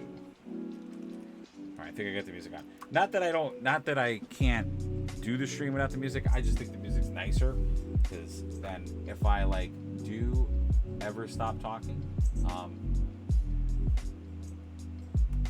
you guys have like something else to listen to. But all right, I don't normally stop talking. I'm usually pretty good about keeping the conversation going.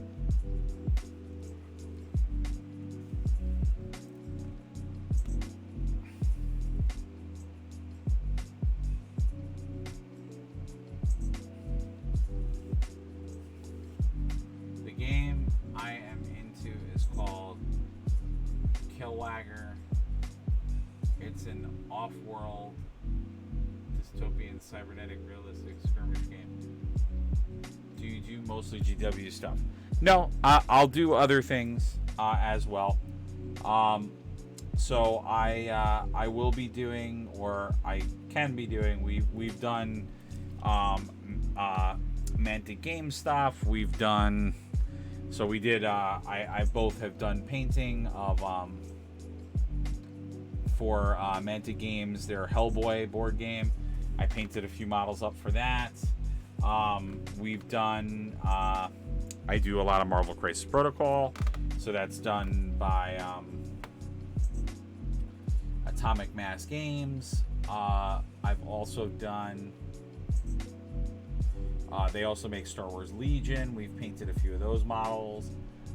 We also, a lot of what I want to be doing, I love Kings of War. Yes, so we will be doing more Kings of War content. The reality of why we haven't done more Kings of War content, you know what? Actually, let me do this. All right, you guys tell me if this is better. I don't. No, it's not better because you're not gonna see the detail. All right, we're gonna have to muscle through this. Um, yeah, the issue of why we haven't done more Kings of War content is mostly because of the pandemic. We always are playing virtually. Um, so with the folks that I have, I always am playing virtually, and I don't have a lot of Kings of War stuff. I'm looking to expand my model range in Kings of War. Um, so in my physical location, I just don't have the models to support, playing it virtually. Um, so that's part of why we haven't done it. The other reason behind why we haven't done it is I'm a one. My best friend is doing a 27,000 point Right Forge Orc army. Oh wow, that's very cool.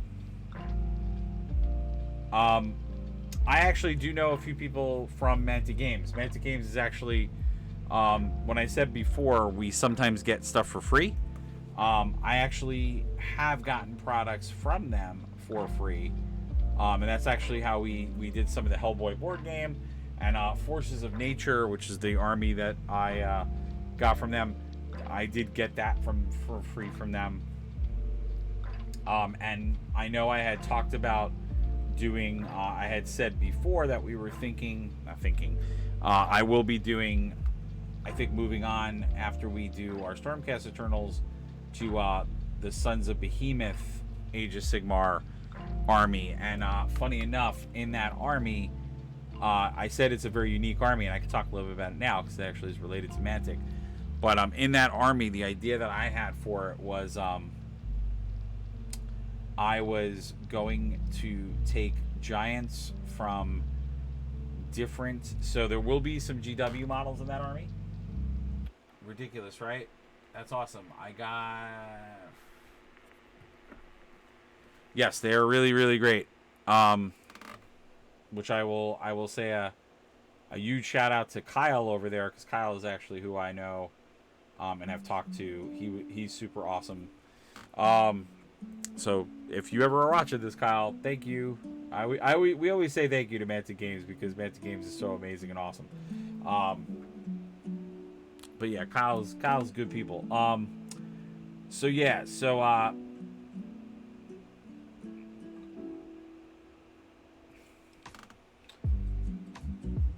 But what I was saying was, so I said that we were going to do our giant army, and what's funny about the Sons of Behemoth from Age of Sigmar is that my idea was to use models from different... Ronnie is such a great guy. I've heard of Ronnie. I have not.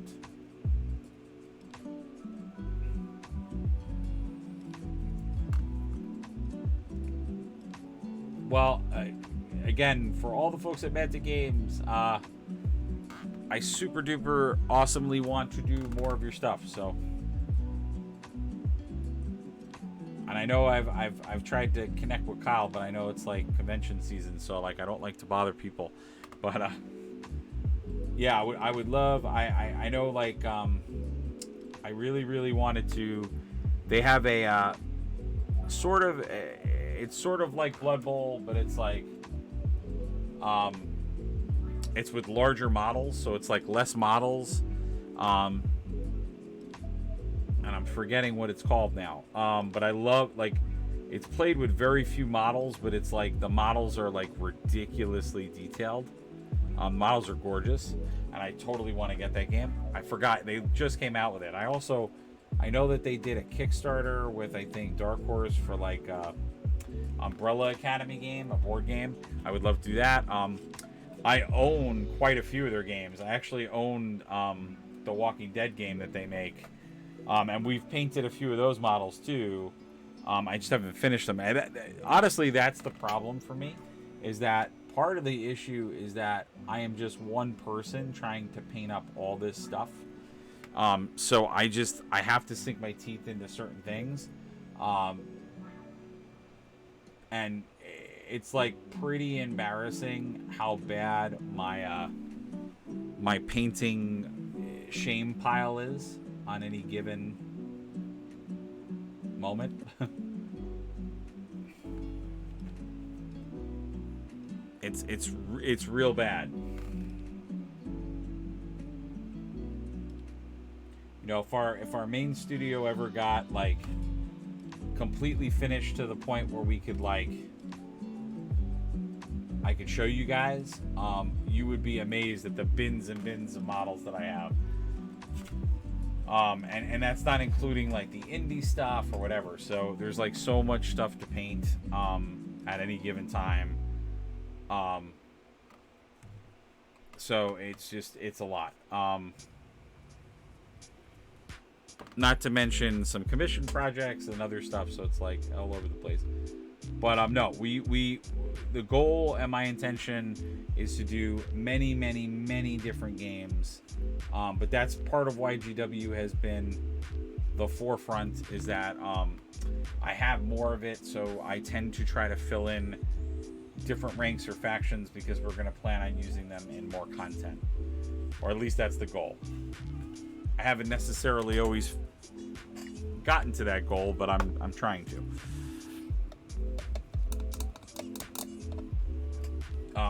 Probably the biggest thing we have painted a lot of is Marvel Crisis Protocol. The one thing that chilled me down on buying stuff was after the pandemic. I only want to support war games based in Canada and the United States. I want to keep my hobby dollars at home and as local as possible. Okay. Yeah, I mean, that's hard. It's hard to do that if you know, so again, there's not many hobby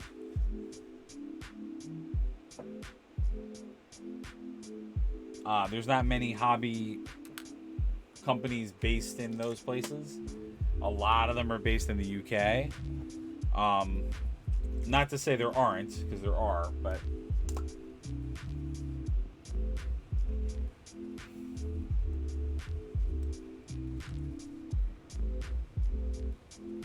and I support you on that decision.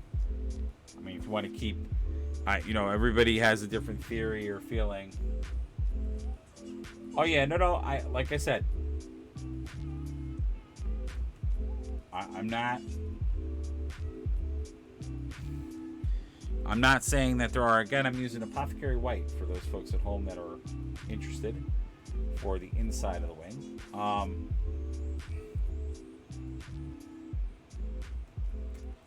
No, I got you. Yeah, like I could think of a couple of Canadian-based model companies, but I meant it more. I guess I meant it more on the side of the game side. So like where I agree, you're right. I think you find more model companies, but not as much that are creating you know, that are creating necessarily like game content.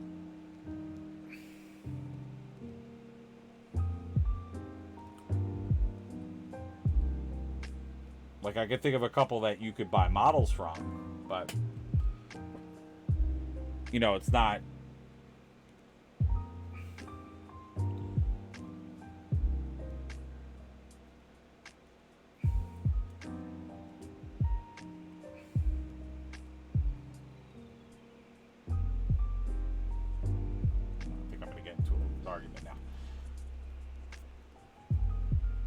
And if I'm being naive with that, I do apologize. I'm watching hundreds of game stores across North America close and game spaces slashed in half. Worried me greatly. I've played across America and it's a very different landscape now. There is actually more US based miniature. Okay. Well, could you give me a couple of examples? Because then maybe I think that there are maybe my thought process is that I I'm thinking of games that are now I'm when I say games, I'm saying it based on like miniature tabletop games. I'm not including like card games and other stuff like that because I agree with you there. If we're just like completely talking about board games or card games or things like that, then yes, there are quite a few um, companies that are based in the United States or Canada that make those types of titles. I guess I was specifically saying like miniature tabletop games, or like I guess maybe I was focusing more on like army-based games or small skirmish games. I feel like a lot of them are made overseas.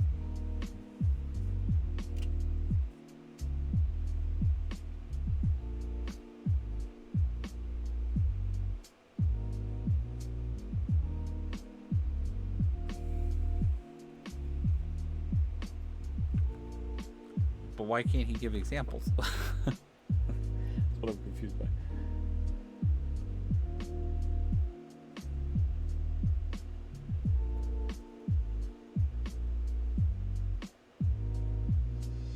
Because like because I'm thinking of like major ones in my head, and I'm thinking of like Privateer Press, which is a UK company. Mantic is a UK company. Um, Atomic Mass Games, I believe, is in the United States. But the problem with them is that they don't support local stores because they have an online store and they usually favor themselves as a retailer over like local retailers. Which I think that to me I think is the larger problem. I mean, like I understand the concept of the overseas companies, but I think the other big problem is that stores are not favored over like their own online. Like they don't give support to the store, they give support to themselves, and I think sometimes that could be very hurtful. Whereas like someone like Mantic Games usually prioritizes the store over themselves. Like I've seen them do that a lot.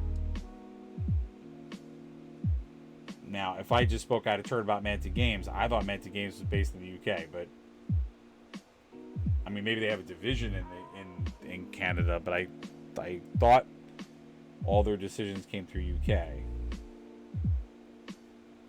I could be wrong.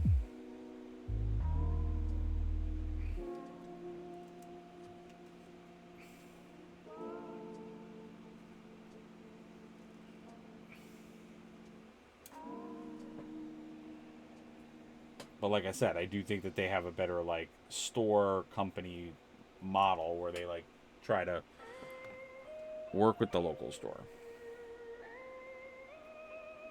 Yeah, see, I think I'm about to do. Yeah.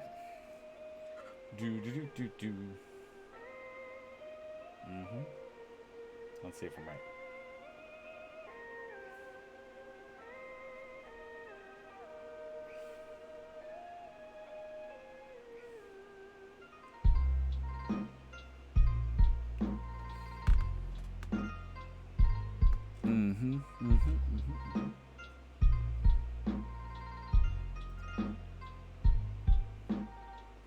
Like I don't know where Fantasy Flight's located out of.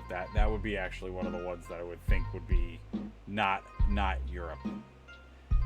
But I think they might be Europe too.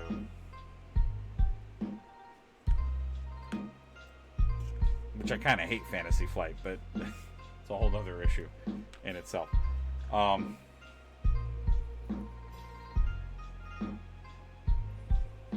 I'm never a fan of their games because I always think I get semi annoyed at Fantasy Flight because they do a lot of proprietary crap, which I always hate. That I hate that every game of theirs has like its own dice, its own cards. It's like very much like every time you try to play something, you have to like redo your whole thought process. But that might be me just like spewing out like my now agenda in my head. But yes, I am 100. I want to say this again. I am 100% okay and 100% all right with being corrected and or told that something that my perception might be inaccurate, or I know a lot of people who stream, like they go after, like, if their audience says something, they like get angry or they get, and I'm like, I never do that kind of stuff. I always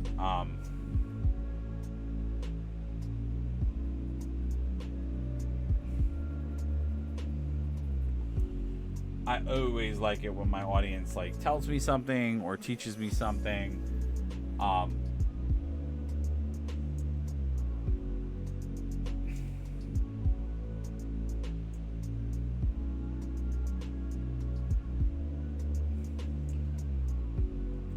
I think when streamers don't listen to their audience or don't want to hear what their audience has to say, that's like a really bad. Uh, it's a bad host. You know,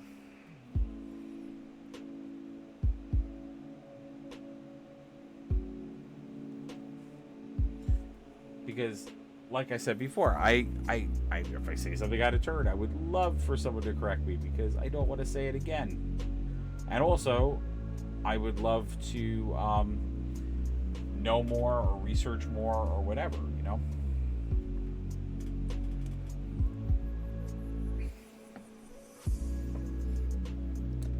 And I have to give you credit. I love and I really appreciate you like taking the time and talking with. See, I told you. I told you. I told you. I was right.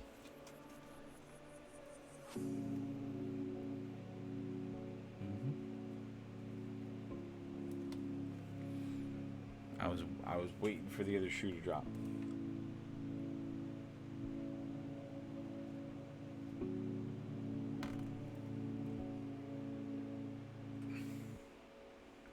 I hope he didn't leave.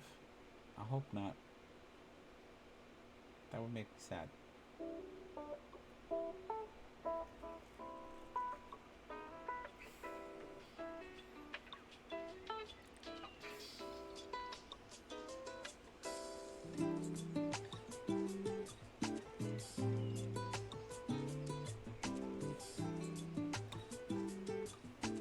Because like I said, I don't want people to think that I'm not listening to them.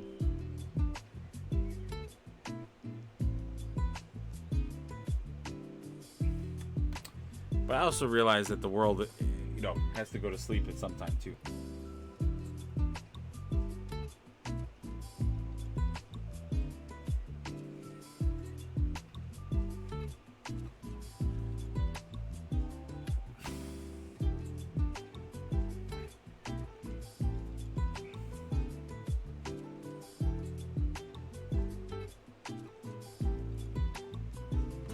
Like I said, I hope he comes back.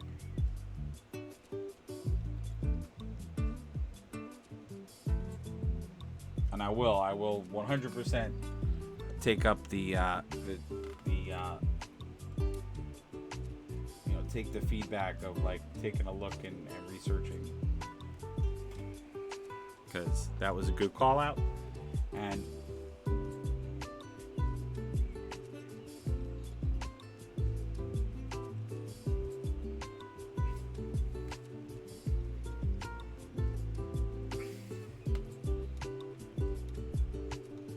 that was cool though. That's like the first time I think somebody has actually, we've had like a really nice solid conversation about the industry, because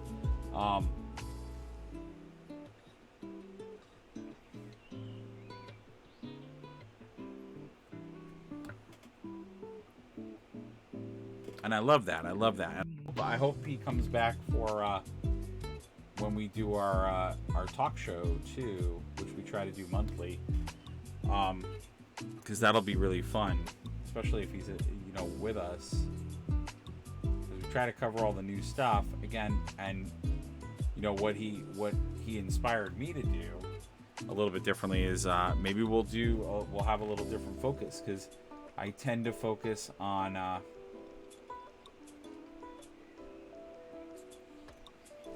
what I consider the big folks on the block, but maybe I have a slightly wrong perception of who the big players on the block are, because if he's saying that there's a lot more like US and Canada based gaming companies, then there might be a lot of games out there we're not talking about.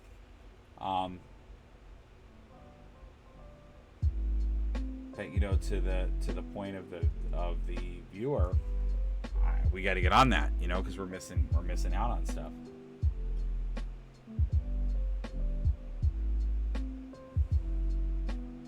That's not good. All right, so what I'm doing now is I'm just doing those like channels.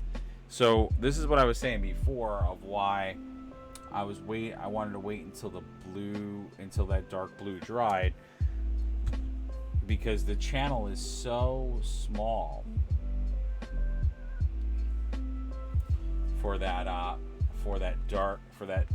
light green that and this is similar to how I did it for the big one. I want to make sure that I get a good solid base in there, because then I'm going to go back in with the blue and fill in the parts that I didn't paint. So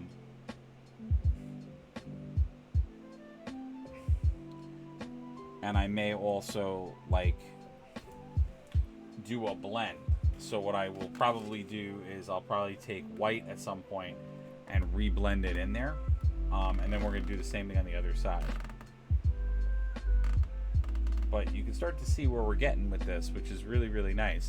And I'm really, really happy with what we're doing. And we've now been streaming for almost about 2 hours. So what I'm going to do is we're probably going to say goodnight for today.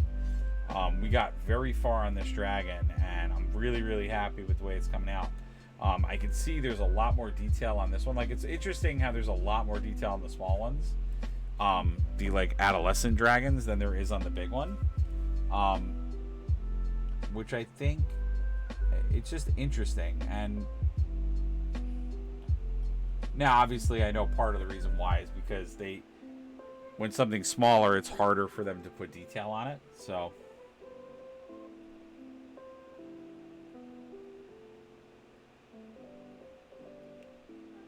that's why they tend to do that. But for the larger dragon,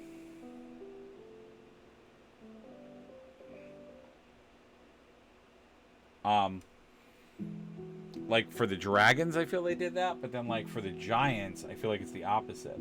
So like when they did the behemoth giant guys, the large like leader giant, or the large like leader giants you can have in that army, were, to me, always seemed more detailed than the small giants that you could get. So, but now a little wrinkle with that one is that for that army, the smaller giants you could get were all older models. So there might be a little bit of a trade-off where the older models, aren't as detailed because they were made before, like, GW kind of learned how to make models a little bit differently. So there may be a distinct difference in quality.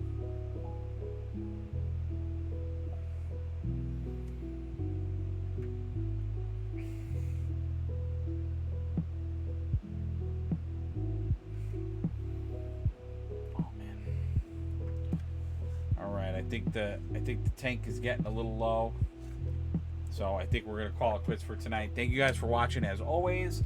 Thank you for our new subscribers or new followers. I always say subscriber when that's not the appropriate term. It is follower.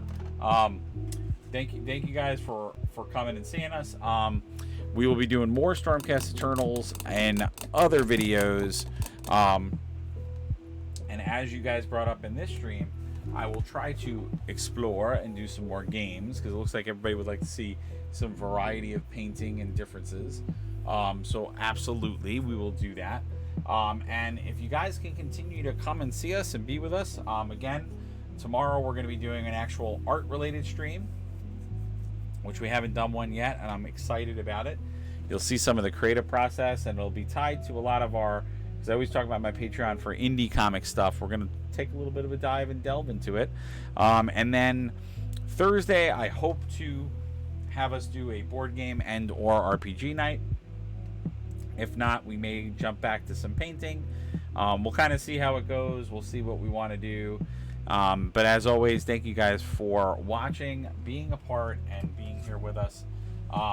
If you guys continue to love this content, please, like I said, check out the links below. I want to say another shout out to my sponsor, Undiscovered Realms. It's the local shop here that I get all my models and paints from. Please, if you can jump onto the website and support them. They ship anywhere in the United States. You can get paint supplies, you can get models. They do a bunch of games, so to the point of Warlander. If you want to do Marvel Crisis Protocol, if you want to do Star Wars Legion, if you want to do Games Workshop, they have a ton of different board games, so you can do a ton of different things. They have tons of collectible card games, vintage toys, Funko Pops, okay, you name it, they got it. Excuse me for the yawn. So please check them out. Please be a part of them. And then if you could check out my website and Patreon, that is some other monetary ways to support the channel. That monetary support goes such a long way, because like I said, for me to be able to do different content, diverse content and such, that monetary support could really push us into different areas and allow me to review and do more of the games that are out there, as it was brought up tonight. And I'm glad you guys are always with us. And for those folks that do return and see us, thank you. And if you think somebody would find this content interesting, diverse, and cool, please consider sharing it with them. And please, please, please keep coming back and seeing us. Schedule's posted up, and like I said, weekends I tend to try to do some bonus videos if I can. Thanks all for watching. I'll see you in the next video.